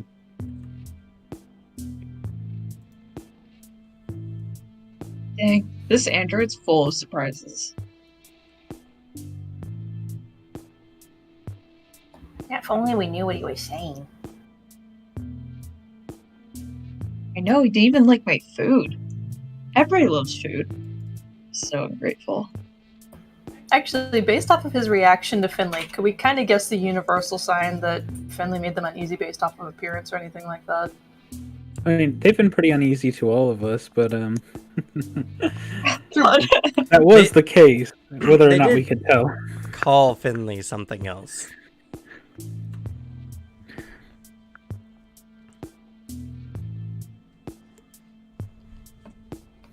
Don't suppose there's a decipher spoken languages to try and figure this out, is it? Unfortunately not. Could spend time learning the language from them. It'd take a while. That takes a week for Gamble Gyps. Did it sound negative or positive? Like, what the connotation? It definitely sounded negative. Oof. As you're watching them, you just watch them sink through the stone and drop to the ground below.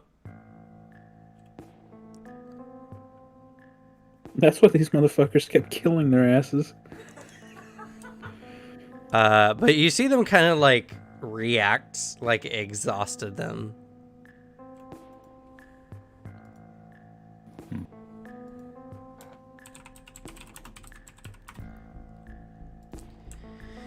Kinda looks like muy you, difícil. Ay. Mágico es diferente.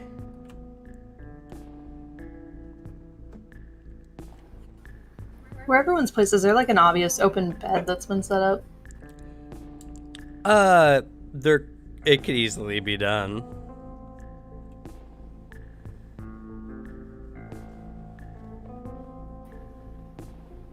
I guess we're sleeping outside. Gamble Gyps just unrolls her sleeping bag. Just tucks in. Just keeps an eye until it's her turn for watch before she falls asleep. Verity is just kind of chilling out under one of the tents, keeping an eye on the individual. She doesn't seem too interested in interfering, but she definitely seems concerned for them anyway.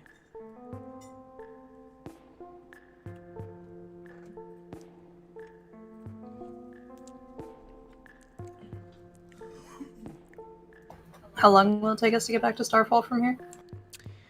2 days if you move at your normal pace, but many of the slaves will struggle. You have your Blooming Mares. blooming mares, which will at least make one of the days standard travel.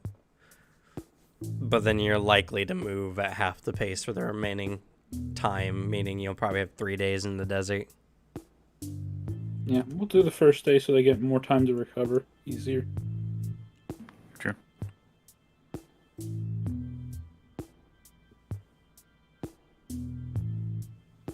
Oh, right.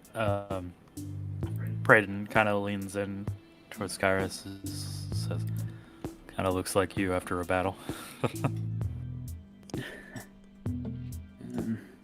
It's possible their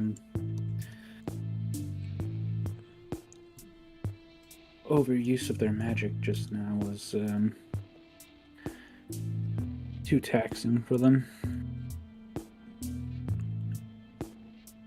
They did go through a number of fairly sophisticated spells just now.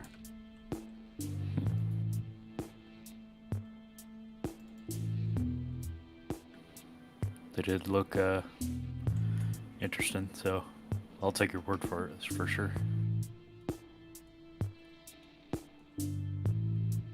Actually, I'm curious, what kind of clothes did he conjure for himself?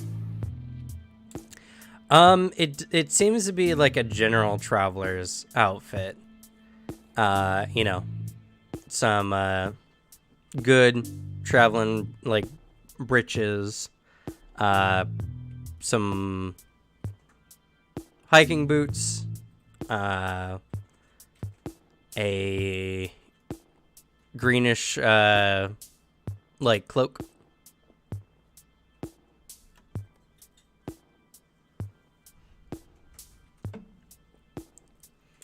Nothing with armor. Nothing fancy.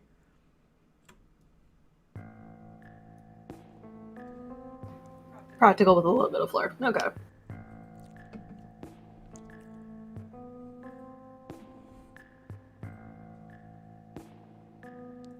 Actually, yes. I don't guess we can kind of gauge his personality based off of how he's interacted, can we? And how he's walking around. Based on your earlier insight, you can guess that they're rather free-spirited. This is gonna be fun. He just rolls over in bed. Oh yeah, this will be very interesting. So who takes the next watch? I can.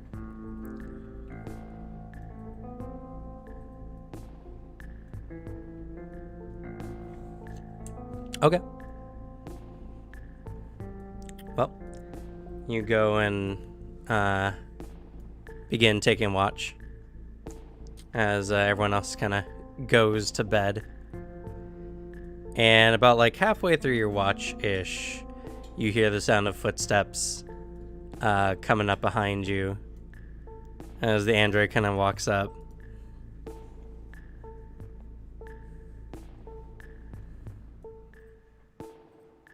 Hola.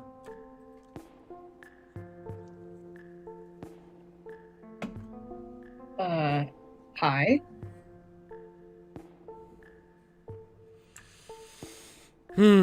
Just looks out over the dark,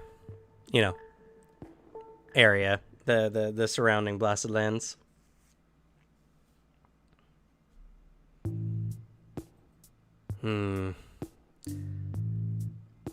Está muy grimado.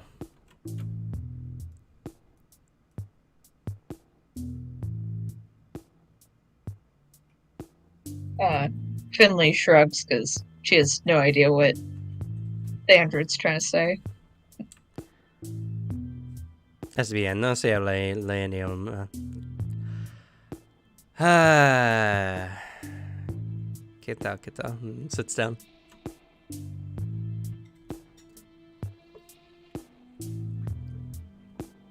Can I roll perception or something to see what kind of context he's Sure, you can saying? roll an And insight.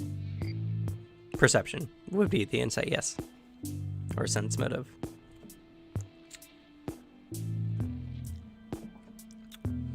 They don't seem as on edge as before, and they look like they're trying to communicate with you.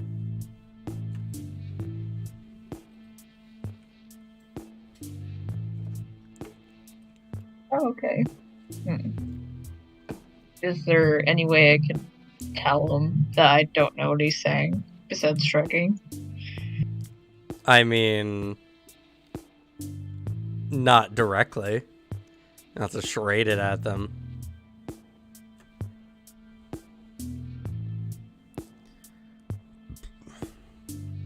I could try that because I don't know what else to do. Since Finley doesn't know the language and nobody That's else fair. does, really.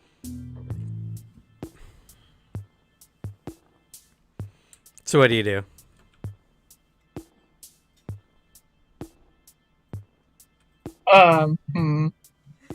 Hopefully this goes right. So, like, I'll make like a hand motion like somebody's talking and then shrug because that's the only thing Finley could think of on top of her head. Hopefully he understands. Or just something to that nature.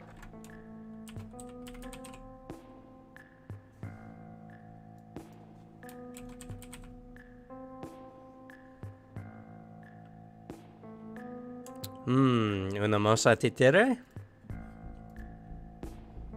No?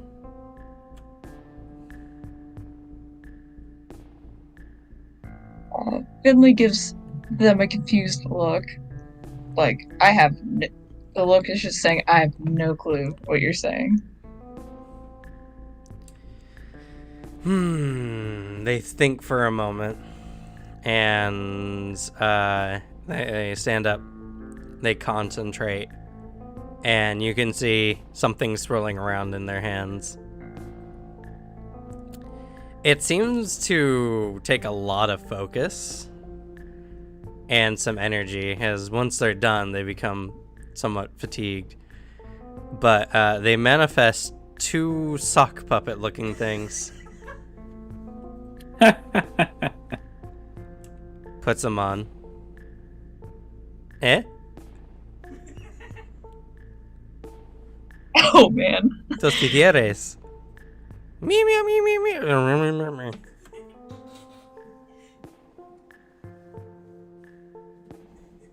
You can tell Finley's confused and doesn't know what to do. She's like, oh god, I've made the situation much worse. But are they amused by it? Oh yeah. She'll definitely go along with it. Just to see what happens.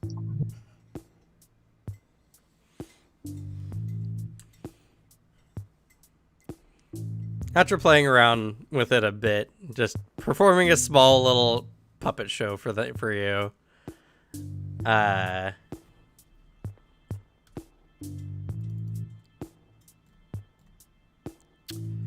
Let's check their performance. Oh, not bad.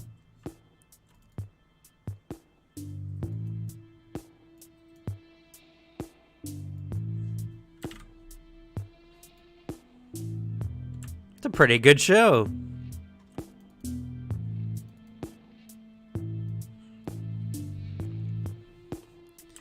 Eventually, they seem to get bored with it, and they toss the two puppets, out, and they just kind of evaporate.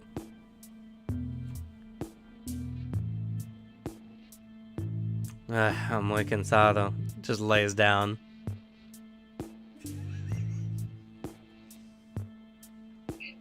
Well, that worked better than I thought.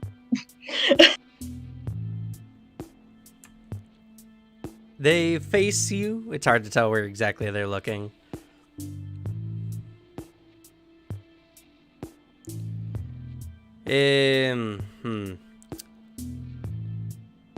Pero demonio.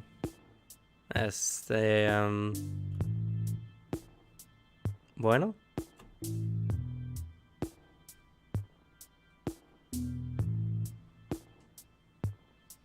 Can I roll another perception? I'm guessing he's asking a question, but I want to make sure. He seems to be asking you a question. The details is hard to say. Something referring to you yourself. As he called you Demonio again. No relation to demon. Oh, definitely not.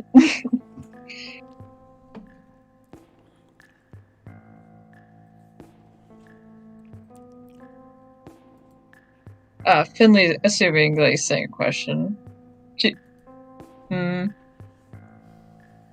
Could she assume what the android's saying, or? Yeah, you can assume anything you want. Well, I know that, but Can you decipher it? Probably not. You're just gonna have to guess. oh, okay. Finley will just kind of pretend what he's saying, and just shake her head no. Guessing the No question bueno? that he. Ah, okay, fail.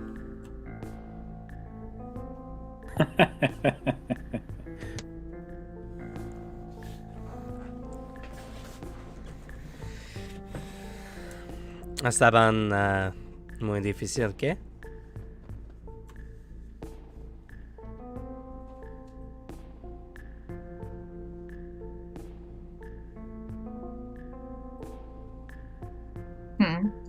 Is there any way I can roll anything? To understand the language? No. You're just No. this is just role play. You gotta figure it out. Oh God. You'll have to go through like insight checks and stuff, basically. He Okay. seems to be sympathetic towards you. You don't know why.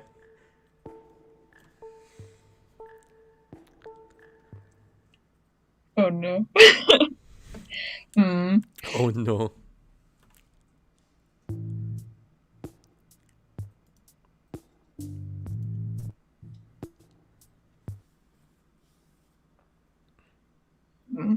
Could I roll another perception? I don't know what else to do besides that. Try to decipher. I mean, by I already myself. told you generally what you got from it.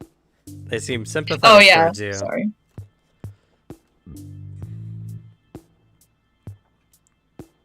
Finley will nod her head in appreciation, assuming that he feels sympathetic. Why? You can try communicating to him. They seem like they're willing to talk, even if they don't understand. Okay. Could I could I draw pictures in the sand? Could that work? Sure. Like, What do you draw? I'm gonna go casual and try to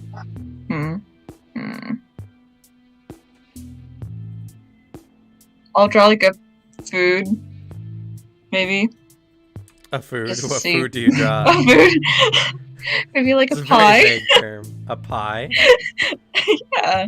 Okay. Everybody likes pie. So All good. right. Make for me a performance check. Now they're gonna think you're asking if they want pie. Now they're going Cool. to expect pie. Yeah, but hopefully Finley can draw better than I can. Okay, it looks pie shaped. You add the little like divots in, and it looks like a pie. They seem to get interested and kind of sit upright and watch. It's like, pastel.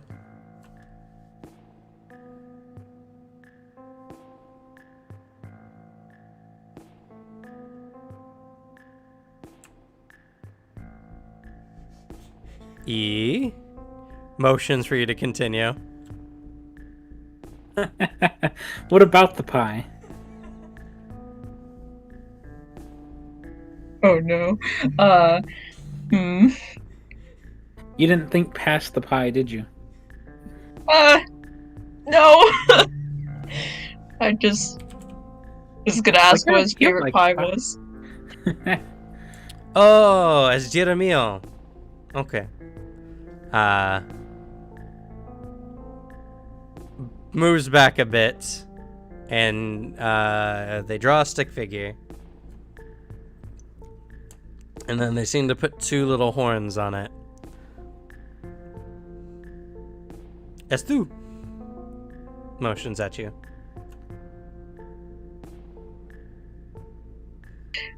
Ah, nice. And I'll draw him, of course, and point at him. Ah. Conmigo. Is that your name? Looks at you confused.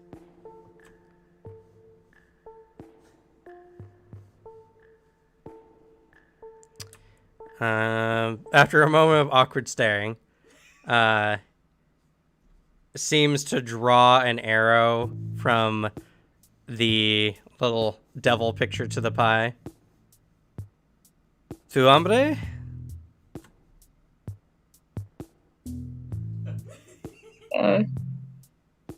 Billy nods her head yes.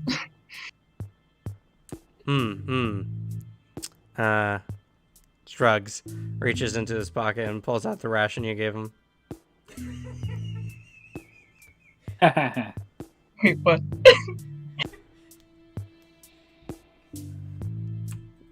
Offers it to you.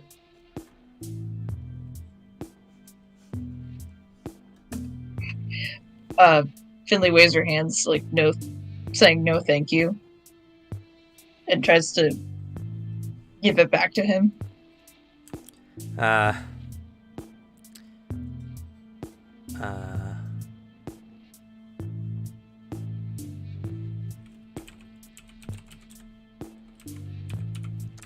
It just reminds me of how bad my Spanish is.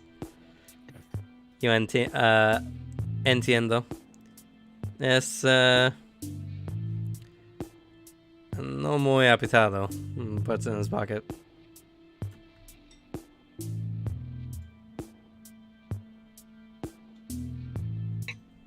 I'm assuming he said something about potatoes.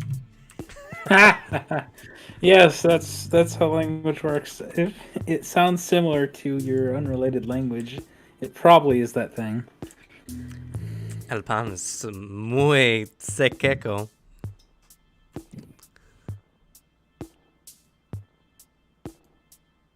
Oh, my apologies.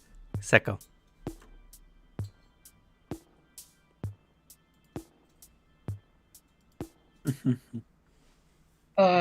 Finley gives a confused look, and she points at the drawing, where's my brain dying? At her name on the ground, points to it, and then points at her and says Finley, and then she points at him, like, to say his name. So If you I write can your bring name underneath it? Underneath your picture? Underneath the picture of that he drew of me.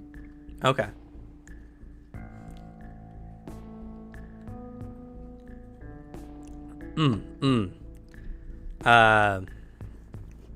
He goes over and begins writing in the sand. It's characters you don't understand.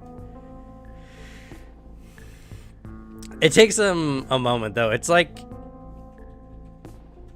for a moment he can't remember his name.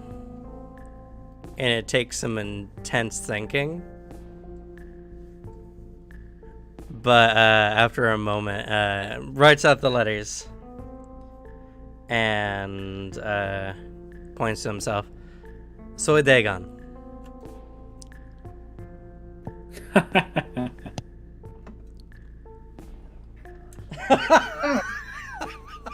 Are you kidding me? Are you fucking kidding me?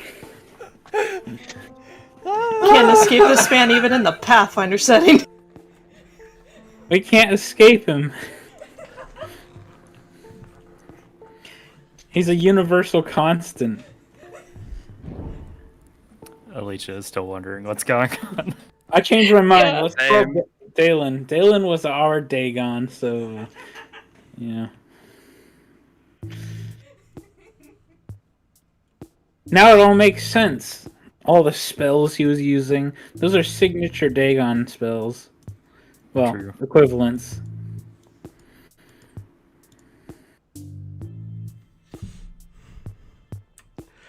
It's okay, Jess. It's okay that the Spanish is bad, but thank you.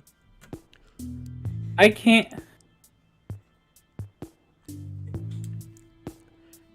The only point is for them to not understand. In fact, the worse my Spanish is, the better. The problem is you're saying words, and my inner Latin is kicking in and picking up some of these words, and I'm like, I want to comment, but I can't, and it hurts. Yeah, I know just a little bit. So every now and then I understand like some of what you're saying. Same. Yeah, teeny bit parts here. I can't believe I don't know more, despite where I live. Thank you, Jess. I appreciate it. My Spanish is muy malo.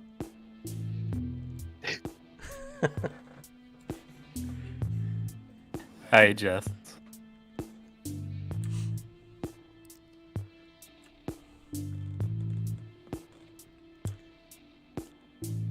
But yes, canonically he speaks Latin. I don't know Latin, so this is the next best thing I got, and I'm not that great at it. To be fair, the Latin is also like super futuristic Latin, so like That's true. It could be something very close or incredibly different. It's hard to say. yeah. I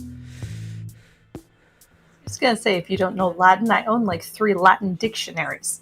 Well- Yeah, but I studied Spanish, so I can actually kind of speak it. Latin follows similar rules. Yeah. I still would have to sit down and learn, and this is just a bit. But I'm surprised I kept it. I'm surprised no one noticed until just now. Well, they had a face, didn't they? Kind of. No, they have a Like a smooth screen. panel. Like a God. screen. Damn it, you're right.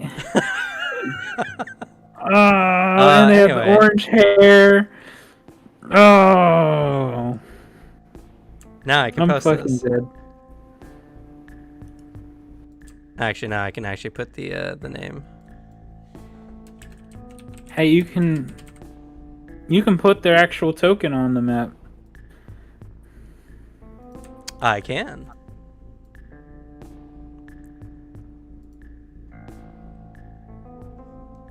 I'm so happy you got this artwork.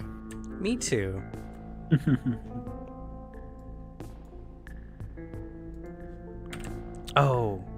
Oh, that's right. I deleted it. 1 second. I had to change his stats initially. He was a monk initially. But then they came out with Magus and that worked better.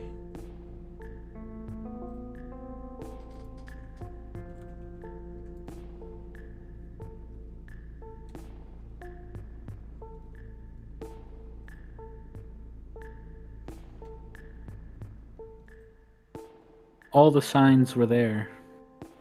We just were in denial. We couldn't believe that he would follow us here to this Bravo. this safe place. Bravo, Cam. For the first time ever, you didn't make me go, ah. I'm very surprised. Legitimately surprised.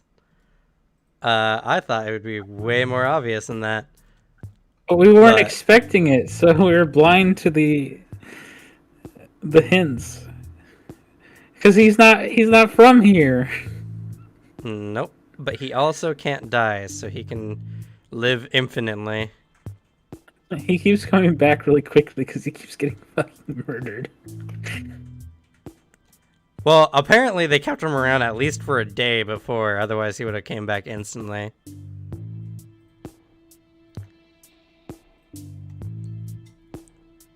The quirkiness of his immortality. Immortality is a very loose way to put it. You know, if he was better at not getting killed, it probably wouldn't be too bad. Yeah. Yeah. But he doesn't have He doesn't have the hero's ability to just avoid death. And he has no plot armor. And he has no like, what is it? He has no sense of self-preservation either. So. I mean, somewhat. He doesn't do suicidal things. Mostly. If it is suicidal, maybe he didn't mean for it to be. I've seen him do some very questionable things, though. Well, he's a very questionable person in general. I'm sorry to Alicia and Slug if this is going over your head. It's a character from some other games we're in. Oh, okay, that makes sense. Thank I you. was so It's a confused. character that's been haunting me for, what is it? Over 5 years now? Damn. Oh, So in a jeez. sense, 6 years. yeah, I think it's about 2 for me. Because I had the knowledge originally when I came into living here. And then I got to experience it about a year ago.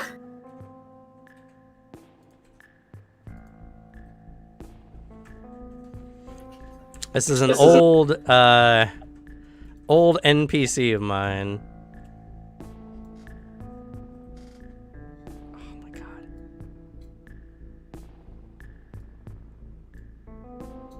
Well, he's in luck. He got out of the world with way more doom and gloom. It was Gaia, right? Yes, Gaia is the anime universe. Yeah. The world, anyway. Instead, he's in this world, which is full of more absurd. Oh god, imagine him paired with Dalen. That would be chaos. That's what I was even saying. worse. I was like, I changed my mind. Let's call Dalen. He was our Dagon. Alright. Oh no, I mean the concern of these two working together. By the way, I have to thank Quentin and Vale, who's not here. Vale plays in our Mondays games, but they got me this art, and I love it absolutely so much. It's actually upside down. Yep. It's a representation of the Fool Arcana. The reverse fool. The Reverse Fool. Yeah, that is the Reverse Fool. I don't even know what the Reverse Fool is. It worked really well with the description, especially found in the book of Anima itself. Yeah. It really does. It fits perfectly. Like this is probably the best gift I've ever received. It's amazing. I absolutely love it. And for a long time NPC of mine, feels good. It's actually a scene from when they found him in Cradle to Crypt. When our good friend, our charismatic friend from back in the day, got him killed by blowing up the mountain. Yep. Also been eaten by a dragon and survived. Well, did he Should've survive? stabbed it through the eye into its brain. Takes him out like nothing. I killed the wizard, okay? Let's be very clear here. I killed the wizard it was bound to, and it died. I'm pretty sure He wasn't Aaron even and everyone there. else there remembers it differently. He wasn't even there. He was too busy killing his own men.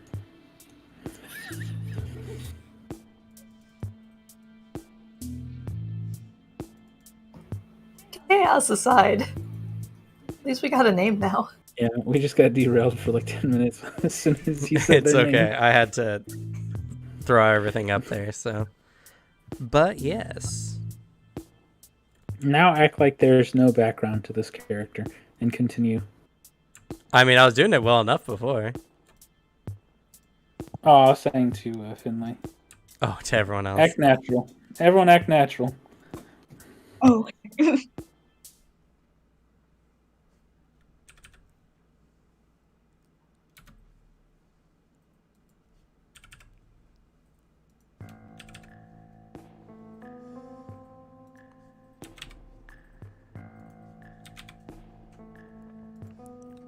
So yes, their name appears to be Dagon.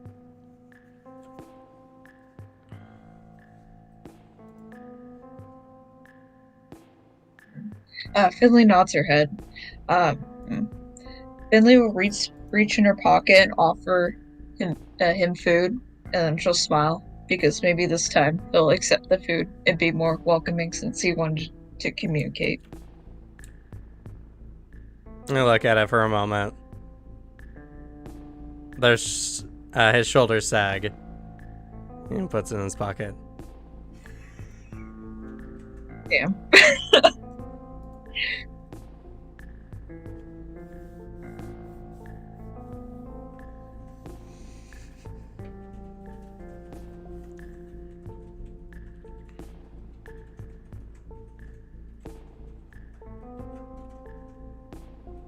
Gracias.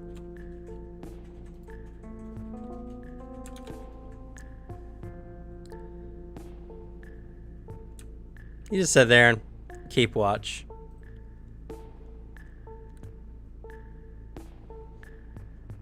Eventually, the next person comes on watch. Whoever that may be. Do you want me to take the next one, Kyoko? I can take it. I don't care. Okay.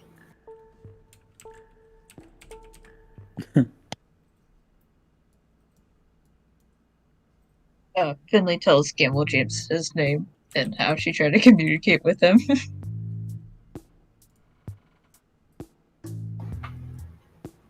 Yeah, he's weird. Yeah, he's pretty weird. It was very hard to talk to him. He's trying. He's not trying to run off. True. Yeah, that's really nice. Did he pull in a tarot? Or is this? No, he just the existed long enough to Pathfinder? go into another universe. Is this? Is he from that? Is he our Dagon? Yes. Okay. Yeah, he pulled in tarot. He went to another universe. I mean, kind of. He lived till the end of his universe and then came to another one. So he Only has speaks proven Grim the cyclical universe. Or he's just floated off into... I don't know, there's some way he's... However you view the universe theory, considering he has an infinite amount of time, he can be literally anywhere. My theory is Tasha from D&D 5e cast, like it was through the blue veil, the spell that came out in Tasha's Cauldron of Everything that allows you just to transfer universes. Contacted Dagon, and then Dagon came here with that spell. Yeah. Actually, I saw that one. That's funny. It's hard to say. He can't even go mad because after he dies, his body restores back to the way it was when he was initially cursed. Damn. It's not like he forgets, but any kind of like any kind of mental issues that comes from like, you know, damage to the brain or whatever will be completely gone by the time he comes back.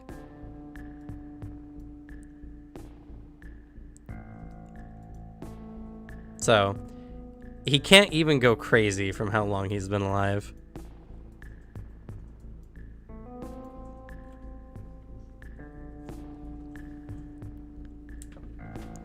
Anyway, you come up, and he looks over at you, and he's like, la persona bicia. I just give a wave and a friendly smile. Come and sit down next to him.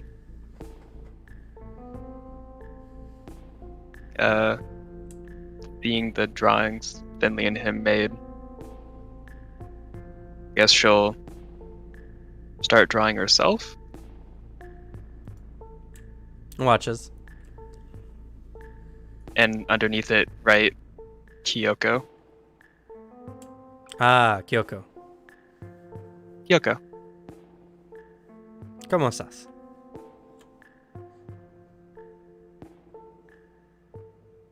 Hmm.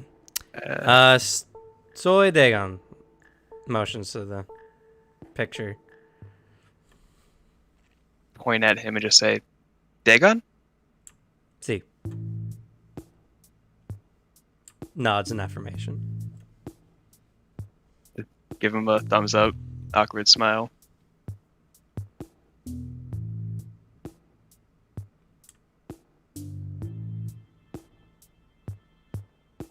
Nods.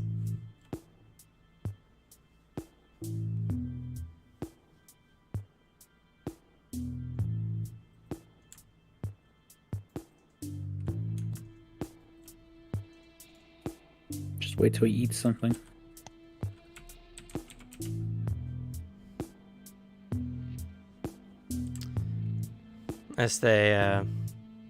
Incomodo. Sí. Insight, I guess. Sure. Sense motives. Yeah. Just a perception check, right? Yes.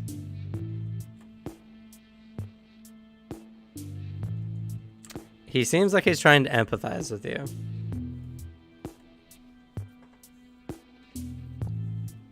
I never would have guessed it was him because he was trying to empathize.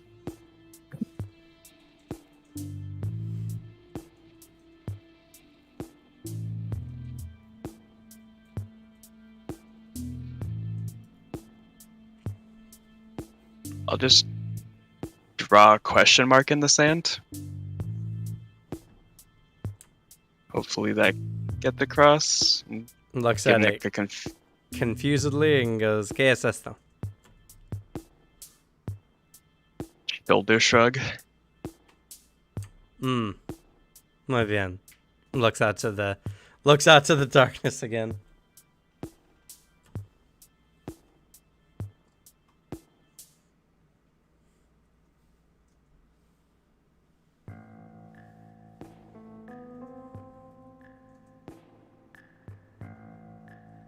It's a very long, awkward pause. I'll just point to him with an inquisitive look and just give a thumbs up, then a thumbs down, and then just like a shaky hand. Roll a diplomacy, -4.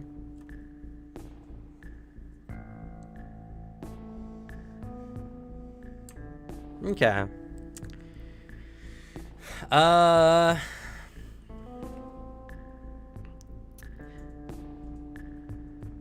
I guess now I can start rolling. Ooh. Couldn't do it before because I didn't want to give it away. Wait a second. Is that really his perception? Is it that awful? Oh my god. Oh my god, it is. Alright. I mean, I'd believe it. 23 is still pretty good. Yep. It is a 22. Because of the description there mentioned. So it's decent enough, and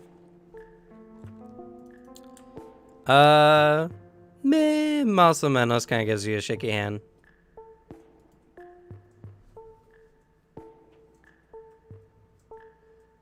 Algunos todos son diferentes.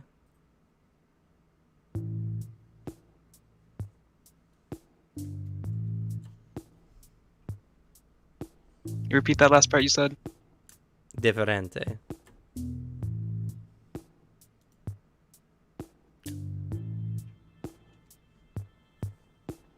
The entire thing, sorry.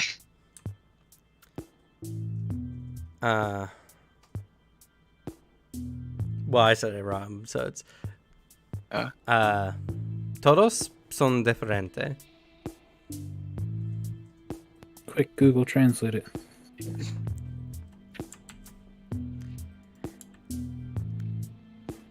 Y yo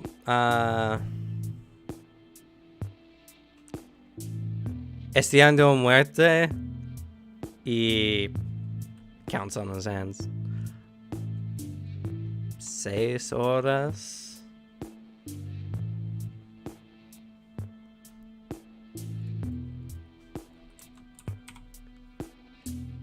Hice. Oh no, atrás. There you go.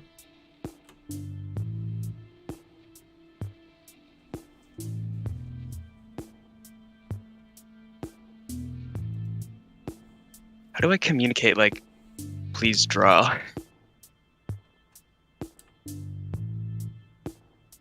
I don't know, you tell me. Yeah, I know, that's... God.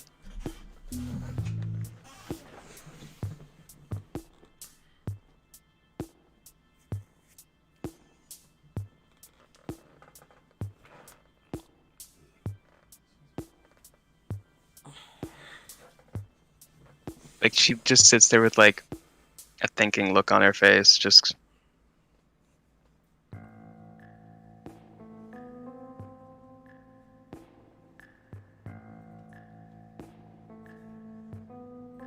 I myself am at a loss for this, damn.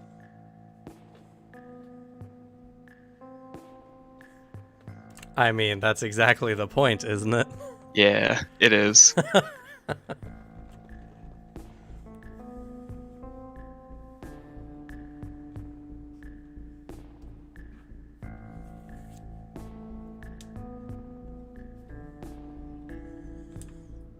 I take... I mean, what do we have we've been just using like our hands or like a stick for drawing, or... Everyone's been using their fingers up until this point. Okay. I'll take an arrow out of my quiver and use the other end of it and just like start drawing like random things in it, like stick figure, like just a general happy face, bow, something that looks like a cow, and I just hand it to him.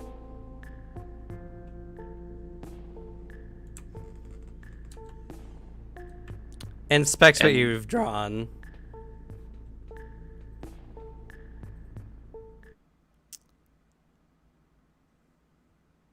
Yo no sé si escribe.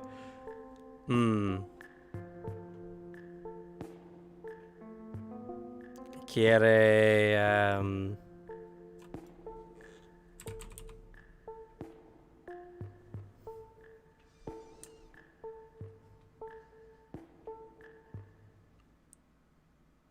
quiere, le guste casar? Motions, you know, bow to cow to happy face to you.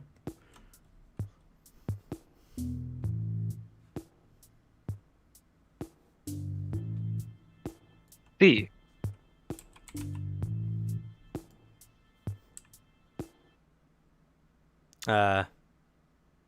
Las vacas kind of circles the cow.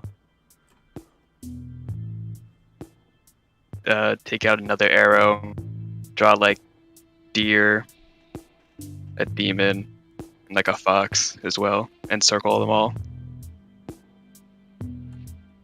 As well as like a skeleton.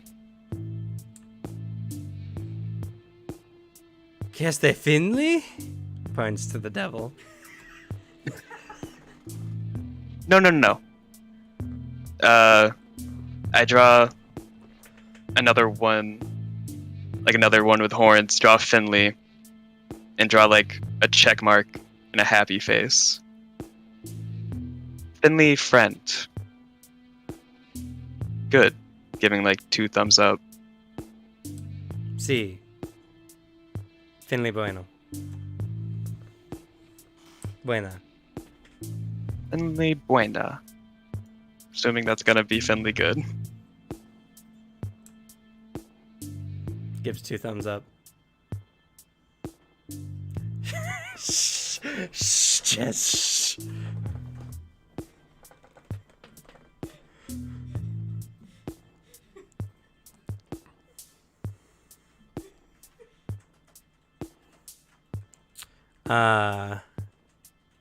El otro demonio, que malo. Gives you a thumbs down. Draws a frowny face.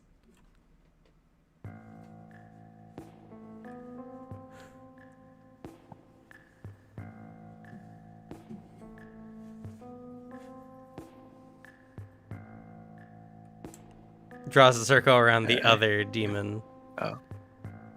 I have the session name for this episode. Oh yeah, what is it? Language barriers. Language barriers. That's a good one.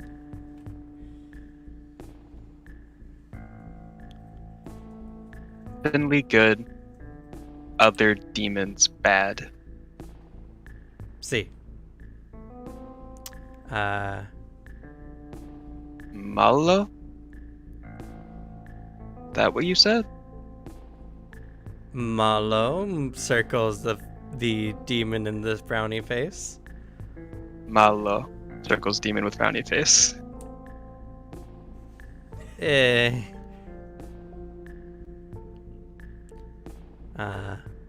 Más o menos.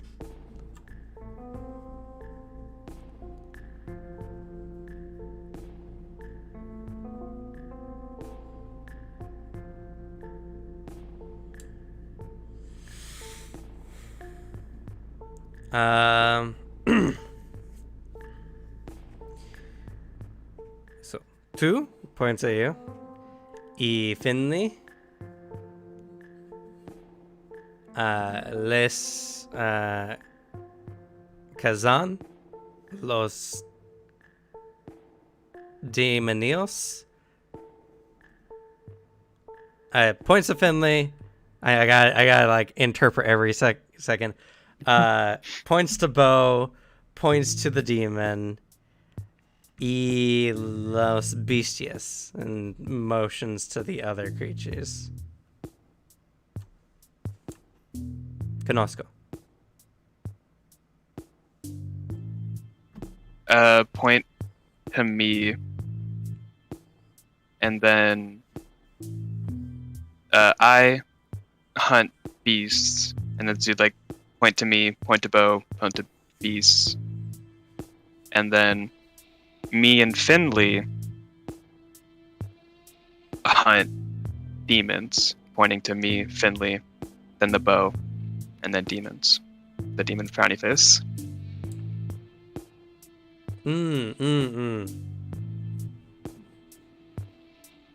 You say. Taps chin.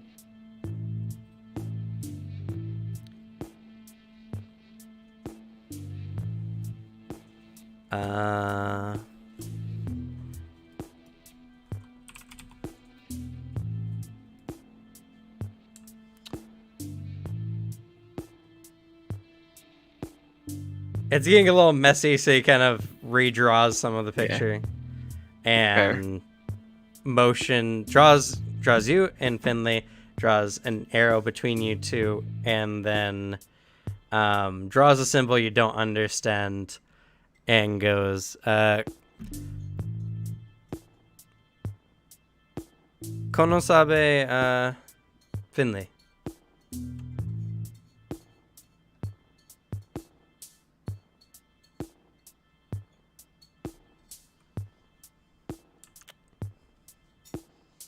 I just give him a shrug, inquisitive look. And that's also the wrong word, but it's okay. It doesn't matter as long as no one understands. Yep, nobody here understands.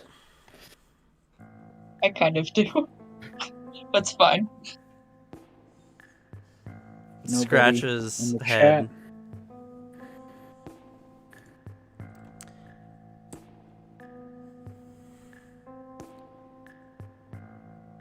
Gets an idea and draws what appears to be like a sundial or a clock face, and then draws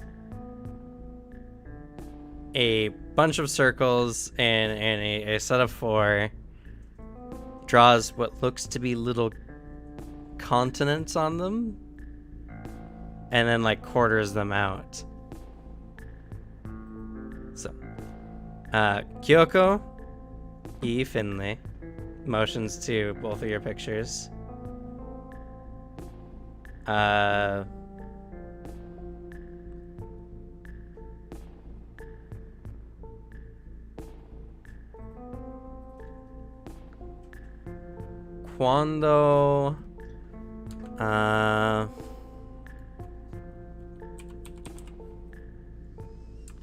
Quando estos encontrar?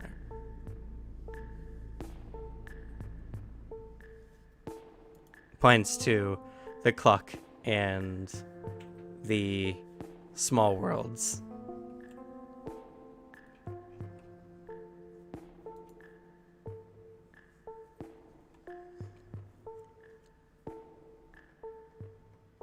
How long ago did Finley and I meet? I actually don't know. Like like in game time. It's been a couple months since you met right before heading out to Mendev. I draw like. It'd be better to just do like individual calendars. I don't know if he knows like individual like month calendars. I don't know if he knows like the time system here, because he was just here. So It's hard to say. yeah. Seeing as you're trying to like figure out a way to describe it, he seems to walk you through it. He motions at the clock and kind of motions like a tick on it, and he says, una hora. Then he motions like a circle, an arrow around the clock, and goes, una dia. And then draws several clocks in a row. Una semana. Una semana. And then draws a bunch of clocks and circles them all. Un mes.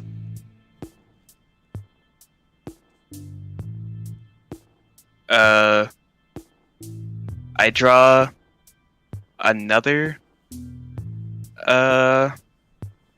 like a bunch of clocks and circle them, and then I draw just like 2 of the semana ones and circle all of those together.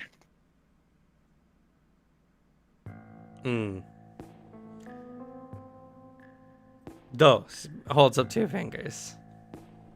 Dos meses. Yeah. Dos meses. Y 2 semanas. Y 2 semanas. See?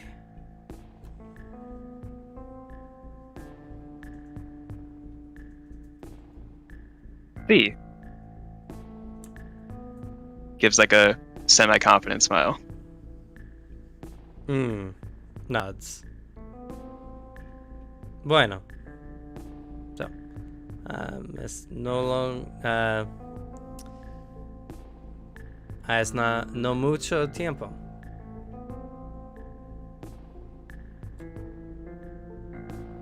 Y los otras personas? Motions to the other people in the camp.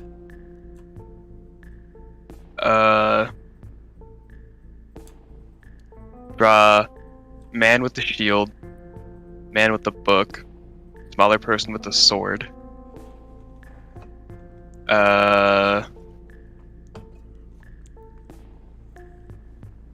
And then draw Finley circle all of them, and I say,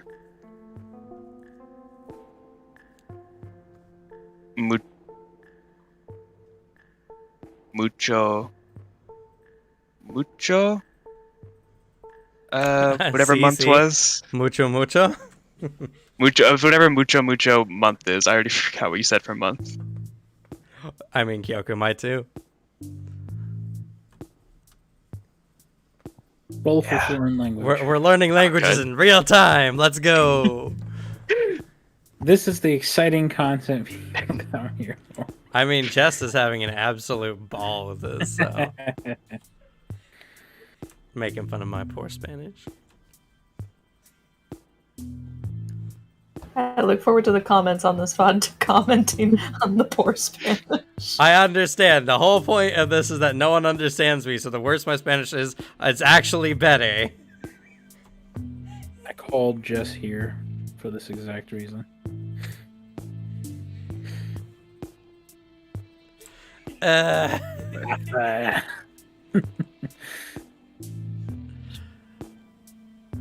Mucho mess, I believe it was. Mucho, mucho mes. Más mes de Finley? Because I drew the other 4, circled them, and said mucho mess. Mucho, mucho meses. Su amigos?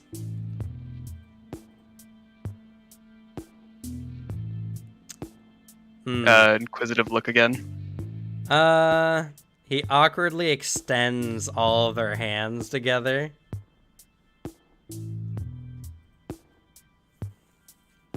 And then draws a smiley face next to them.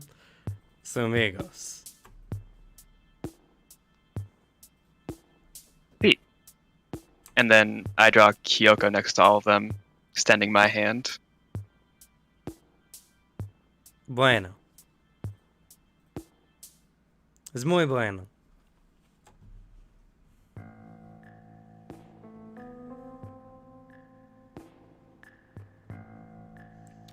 With that, you awkwardly chat for a bit longer. And eventually, the next day comes along. And everyone...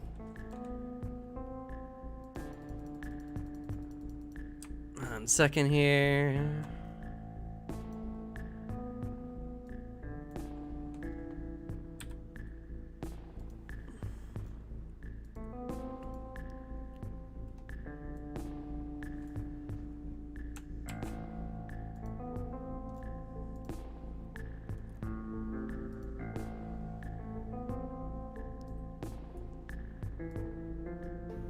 Don't mind that post, I'm just making sure it went through.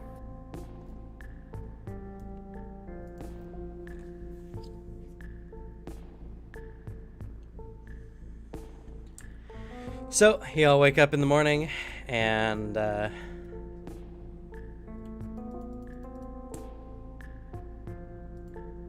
guess get ready to go.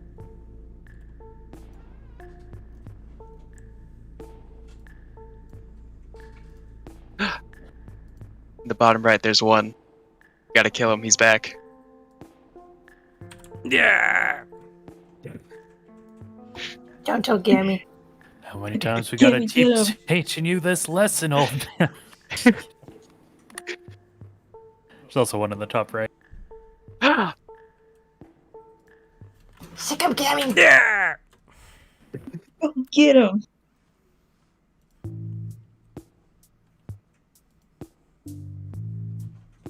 But Brayden will do some rounds, checking in, seeing on all the people that just the night before were practically half dead. Just to see how they're doing.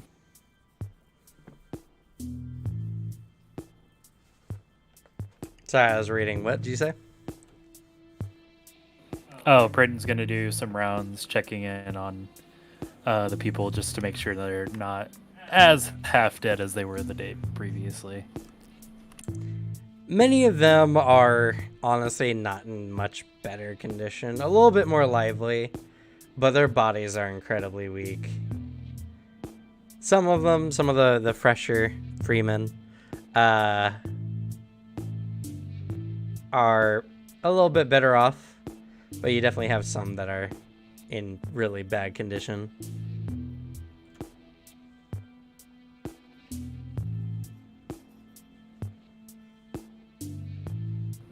That's alright.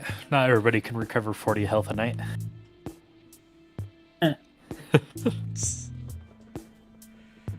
Many of them recovered maybe 1 or 2 HP.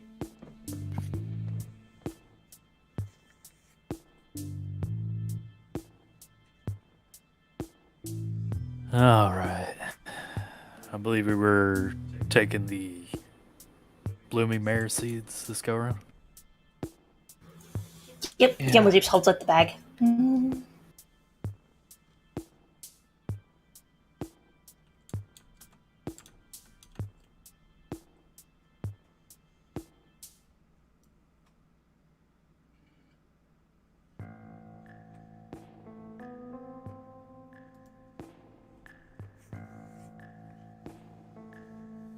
Let's see, our friend is lively as ever. Kind of looks up at the... God, what are these called? I'm trying to remember. I mean, you say ruins, pillars, arches. There's a lot of ways you can call them. On top of the arch.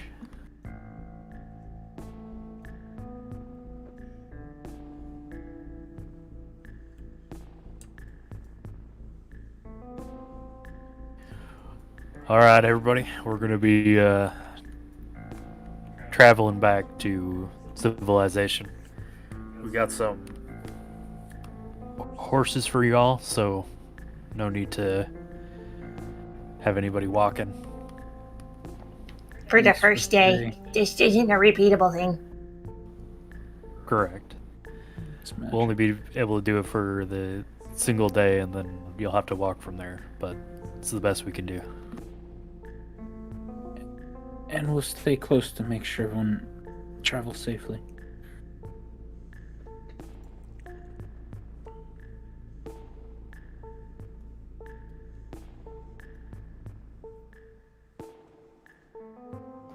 Looks up at our new companion as she passes under there. Did he ever sleep last night?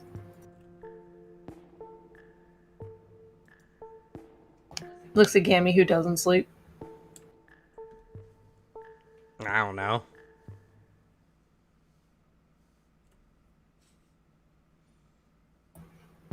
Tuka, did you want to plant a horse?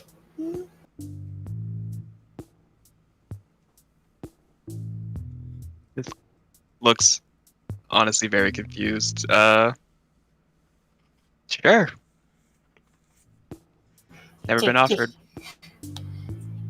Just plant this in the ground and say, Roko. Takes it, kneels down, digs hole, places it, covers. How far should I step back? I mean, it's a full-grown horse. Roko. Gammy, step back. Oh.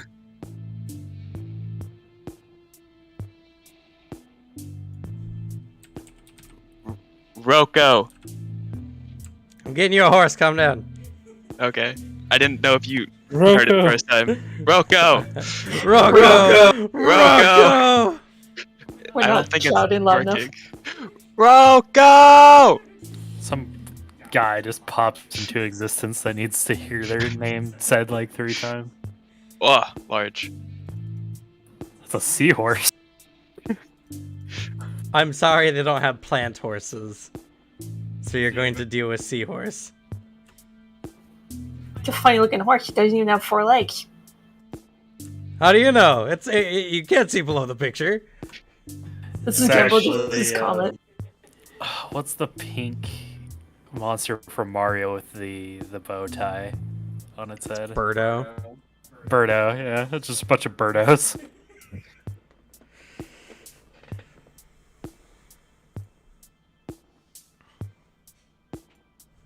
Sorry, Cammy, we have to put up with horses. I don't like them. They go away after 8 hours. They should go away right now.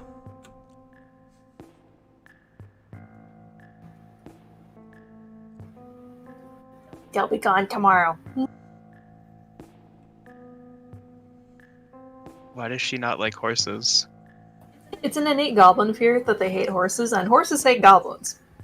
Oh. I also hate dogs. Man, Gamblejape said that very coherently, without an accent. Oh dear. But are you okay, Gamble Japes? What happened to your accent? Are you sick? Sorry. They know too too many much. languages. Too many languages. Things are getting mixed up. Understandable. Starts speaking in Draconic.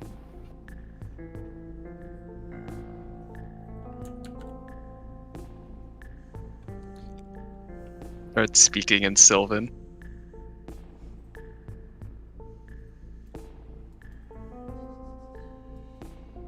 Corin would be so happy here. Yeah, if he'd been here, he could have learned a language from another universe. True. Oh, many. You Oh can God, make up to surrounding 10. her. They're surrounding her. I'm fine. Besides, I have Pebble Crusher at home.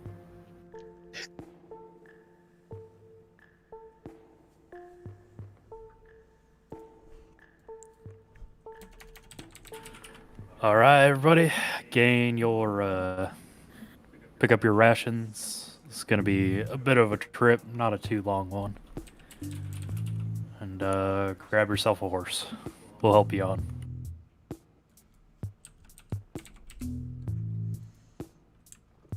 As you're getting people on, Dagon jumps down and says to Kyoko, "Su caballo es muy raro."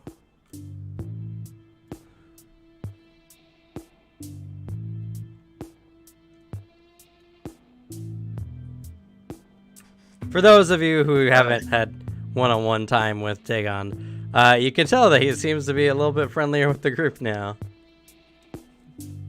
Especially towards Finley and Kyoko. Seems reasonable. Can I do another sense motive on this one? Or Okay. He seems to be slightly weirded out by the horses.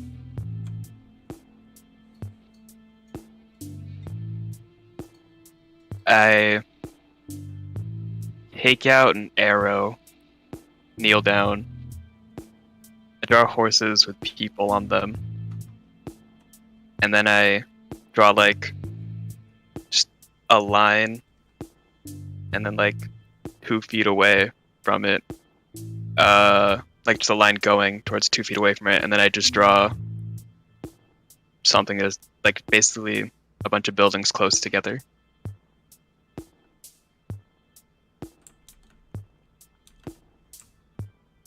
He nods. Una dia. Un día. Un Eh, dia. ese no es muy malo. I say un dia and point to horses, and then kneeling back down, like erase the horses with people on them, and then just draw a bunch of people, like halfway to the city. Hmm.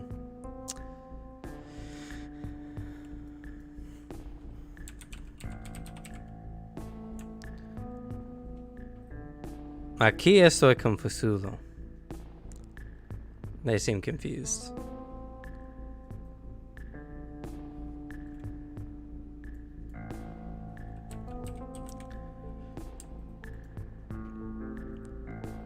So, El Ciudad motions to the city. And then motions to the line. And una dia? How many days did it take us to get here? It took you about 2 days. We're gonna Takes be about 3 to get back. okay. Dos dia? Dos días. Dos dias. Looks is processing the information and just gives you a thumbs up. Dos días. Dos dias. Hopefully that was good enough. I don't know. And with that, we'll end the session. Oh, I was just gonna say, Brayden was just looking on, impressed.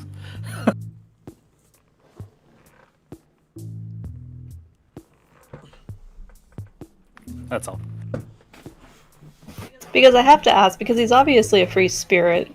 Aside from having no facial features, his emotions pretty much he's pretty much a walking billboard for his emotions, as far as posture and all of that goes, from the sounds of it. Despite his face, which is funny enough to say, he's rather expressive.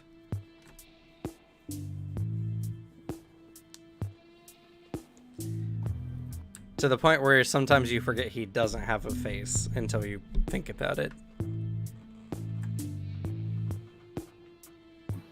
Maybe it's just a weird mask. Androids are weird. You know, the funny thing is, he matches all the androids' like abilities and features, like to a T.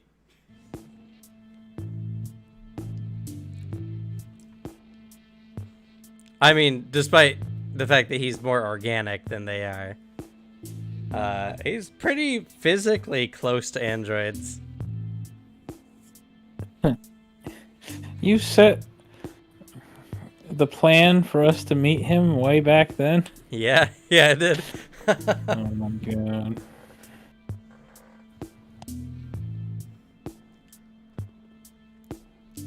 I haven't brought him out of his toolbox in like over a year. And 2 of these Really? players have never met him before. I knew of him a little bit. That's about it. What level of magic is Starfall? Starfall is 4. Okay, I might be able to find a comprehend language scroll there. Oh, I forgot that one. I meant to get it and I forgot. Yeah. He's also slightly different. He is a sorceress magus rather than a normal magus. So, unlike normal magus who has a spell book, he's closer akin to a sorcerer. Makes sense. Considering.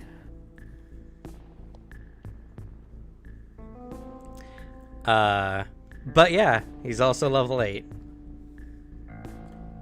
Oh. He's grown weak in his old age.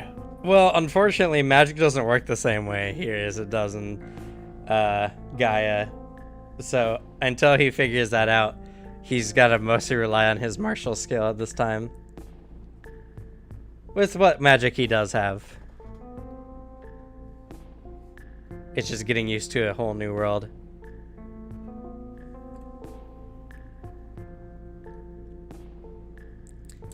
It's a whole new world.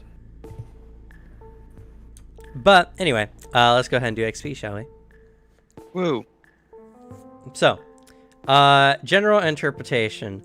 For putting up with me playing Dagon in the session and the Dagon reveal, especially for those players who've seen him before, and just for everyone putting up with my bad Spanish, on top of the good roleplay we had today, great performance of Finley and Kyoko, I'll give you all 30 XP.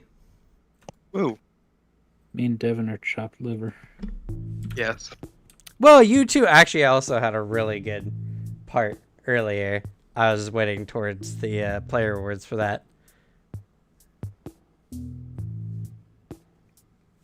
You had a very serious and very thought-provoking conversation. But yes, for also for my players who've had to suffer Dagon on more than one occasion, this is my recompense. XP, let's go. Time for being here. 30 XP.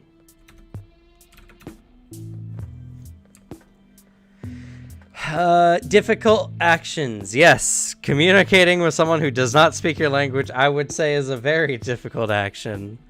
I'll give you all 10 XP. Wait, how much did we get before that one? Everyone should be at 70 Well- right now. Okay. Good ideas or plans? Yes, Gamble Japes remembering the blooming mare seeds is a really, really good idea. Take 10 XP.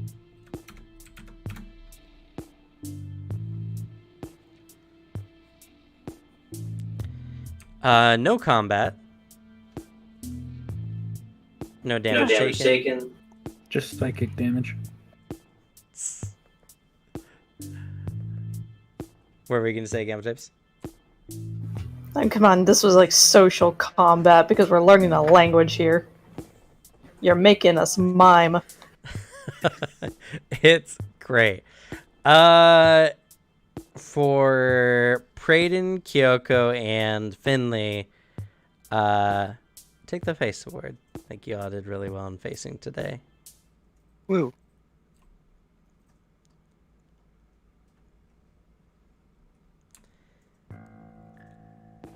Utility award.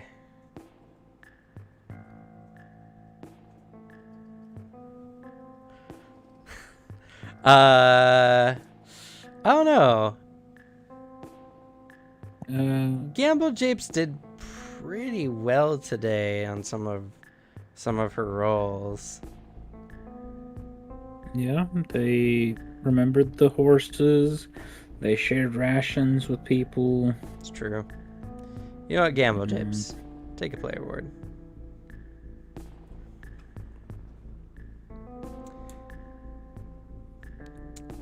The pity award goes to Quentin for being haunted by a ghost of the past. It's been a while. It's been a while. Shut. It's been a while.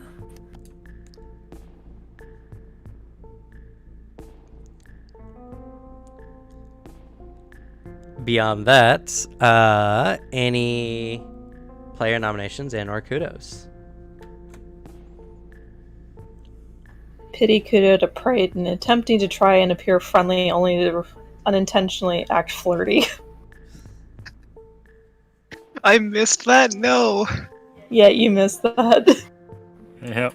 Gonna have to go back and watch the VOD. I will, just for that. In Actually, funny hindsight, enough, Alicia missed it too because her internet went out at the exact moment. Ah, in hindsight, it's not that he actually was flirty. It's that Dagon's a fucking clown.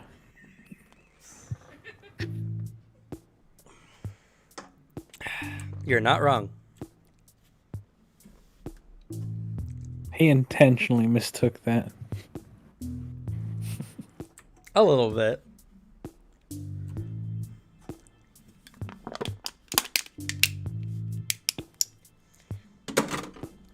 Sure, Brand, take a player award. Any other player nominations in our kudos?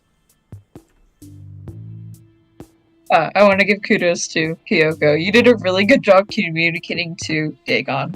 I just wanted to say that because I struggled, I'll be honest. I would say both your interactions with Dagon were very entertaining in different ways. One was from a more awkward sense, and one was for a more from trying to get an understanding sense, I think. both great role playing today. Yeah, I agree. I agree as well. Both of you take a player award. And I speaking do. of great No. role play, Kairos and Praden, your conversation was really good. I agree. Talking about the morality of should adventurers be executioners or not, even if they come across something obviously evil.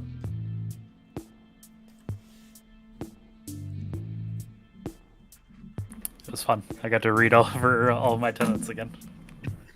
Try to come up with what Praden would say. I hope to help Kairos even a little bit, though.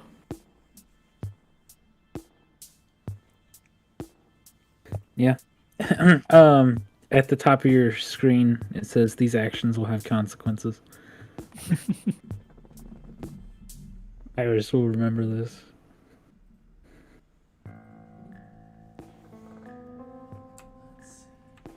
Any other player nominations and our kudos? You know, I'm gonna use the restroom real quick. Take time to think, or just give a kudo while I'm gone. Everyone gonna gets say- 1,000 XP. DM's gone. We get as much XP as we want. I was actually gonna say, like, kind of a pity kudo to Gamble Japes, trying to be friendly and then just be mistaken as like aggressive. I mean, to mean- be fair, that is her outward appearance. Look at them. Look at that. The intimidation score. I know, but it's still a rough situation to be in, I would say. Yeah. Completely. Very ignoring the fact barbarian, though. that Barbarian holding a pony plushie she owns. Aw, that's so cute. Pebble Crusher's not here to help her with nightmares, so she got a stuffed animal. Because she heard a mom tell her kid that it helps with nightmares. Oh. I love that. Problem is, her charisma's only up there just for the intimidation. She has no skill in diplomacy. But we know. And no one else does. She's not like her sister, who's making friends left and right in pen pals.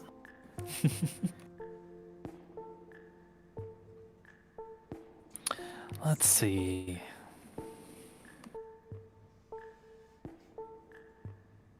I think I just love the entire introduction of Dagon waking up finally, and just everyone confused, even Verity going, I don't know what the fuck's going on.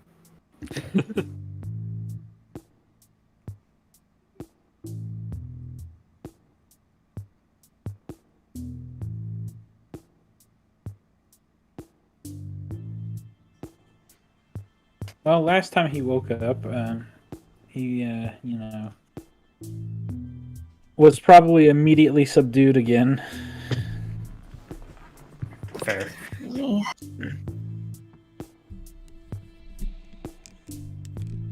Um, Also, Alicia, like, really stepping up to the plate this session. This isn't so much as a award for Finley, but for Alicia, but like being presented with the situation and rolling with it and actually trying to communicate with Dagon, I think is good real life character development. Oh, yay! That's good. I Thank agree. you. Take a player award. Just because you stepped up your game, got out of your comfort zone, and you did a pretty hard role play. I mean, you did virtual charades with a character speaking a different language at you. It's very hard. and you invented the groundbreaking technology of drawing in the sand. It was invaluable. It really was, actually. That peanut butter. Wait, no, it was a pie. It was a pie. That pie was groundbreaking. The pie started it all. What flavor? Pie flavor. God damn it.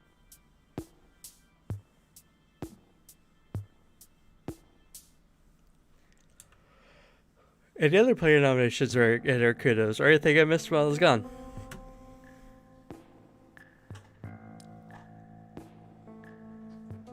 Oh, I did mention the minor pity kudos for Gamble Japes just trying to be friendly and then getting accidentally coming across as aggressive. It's rough.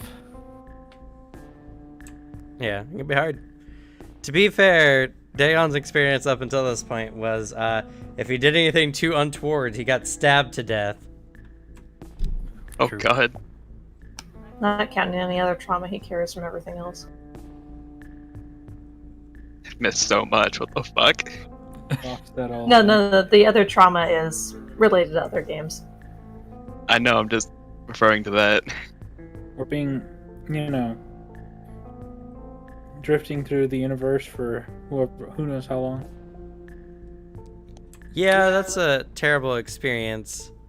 For those who don't understand the power set, let's see, put it simply, whenever he dies, time reverses to the point where his body returns to the state it was when he was initially, cursed, we can say. The amount of time it takes for him to regenerate equals the amount of time he was alive. Oh god. So if he's alive for a second, he respawns in a second. In the empty void of space, it was a very, very long time of just repeated death. Sounds awful. Oh, actually, I would like to give one to Kyoko as well. Very good, just body language storytelling.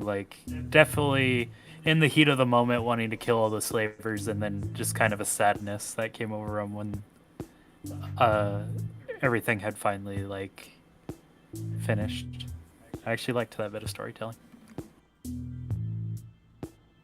Thank you. I She doesn't- agree. Go ahead. She doesn't like killing, but she's willing to do it. They seem pretty eager. I agree. For some very good non-verbal characterization, take player award. Woo.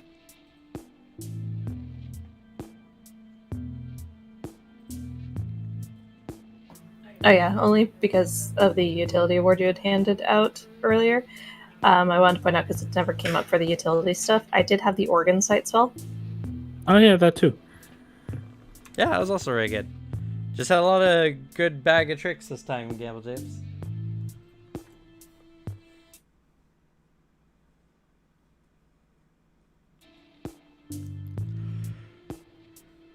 Man, Fred Boat is struggling.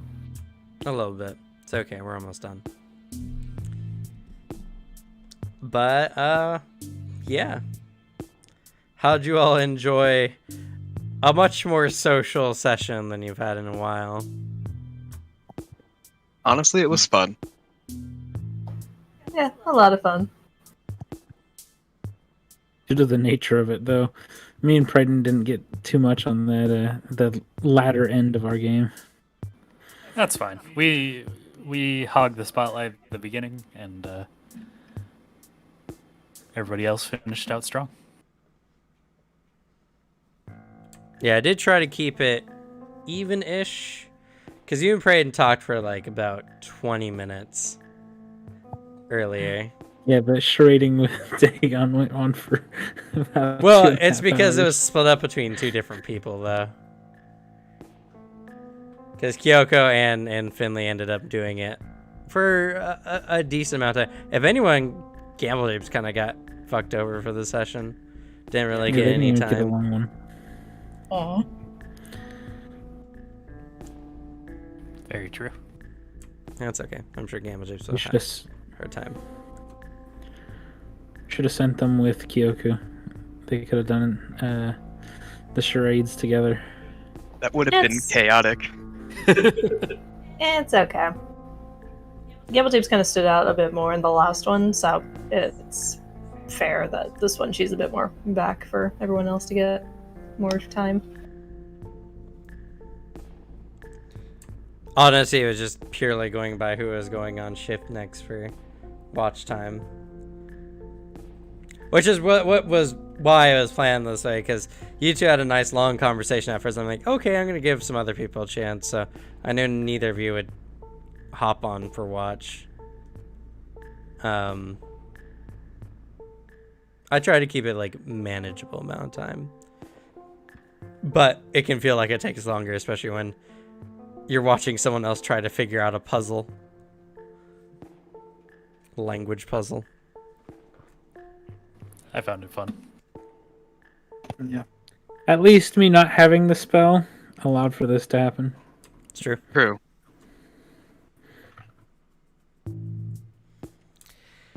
And next week, we'll get going. I'm, like I said, I'm very, very surprised no one guessed right away. Man, I thought it was gonna be super obvious too.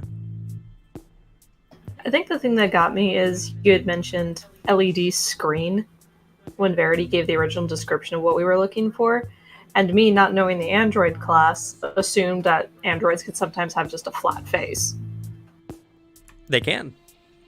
So Androids have all kinds of strange features. So yeah, I think that was mostly it. That got me off of the trail of it possibly being Dagon.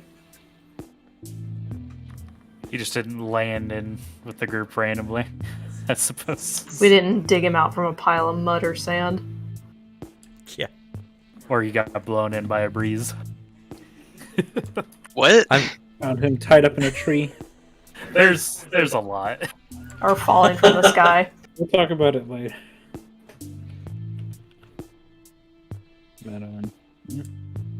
Like I said, he's also like anatomically speaking very close to androids.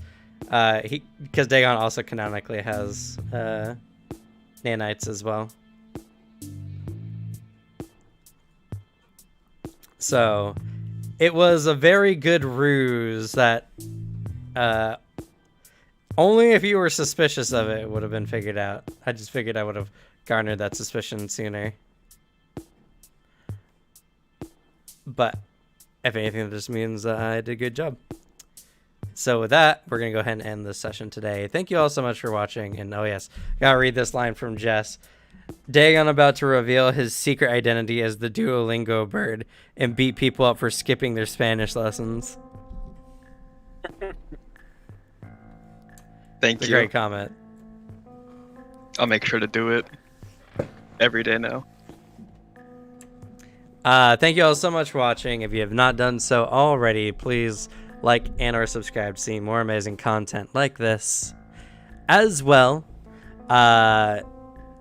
we are getting close. We're going to be hitting 200 subscribers soon on the channel, which is crazy. If not by the end of this week or sometime next week.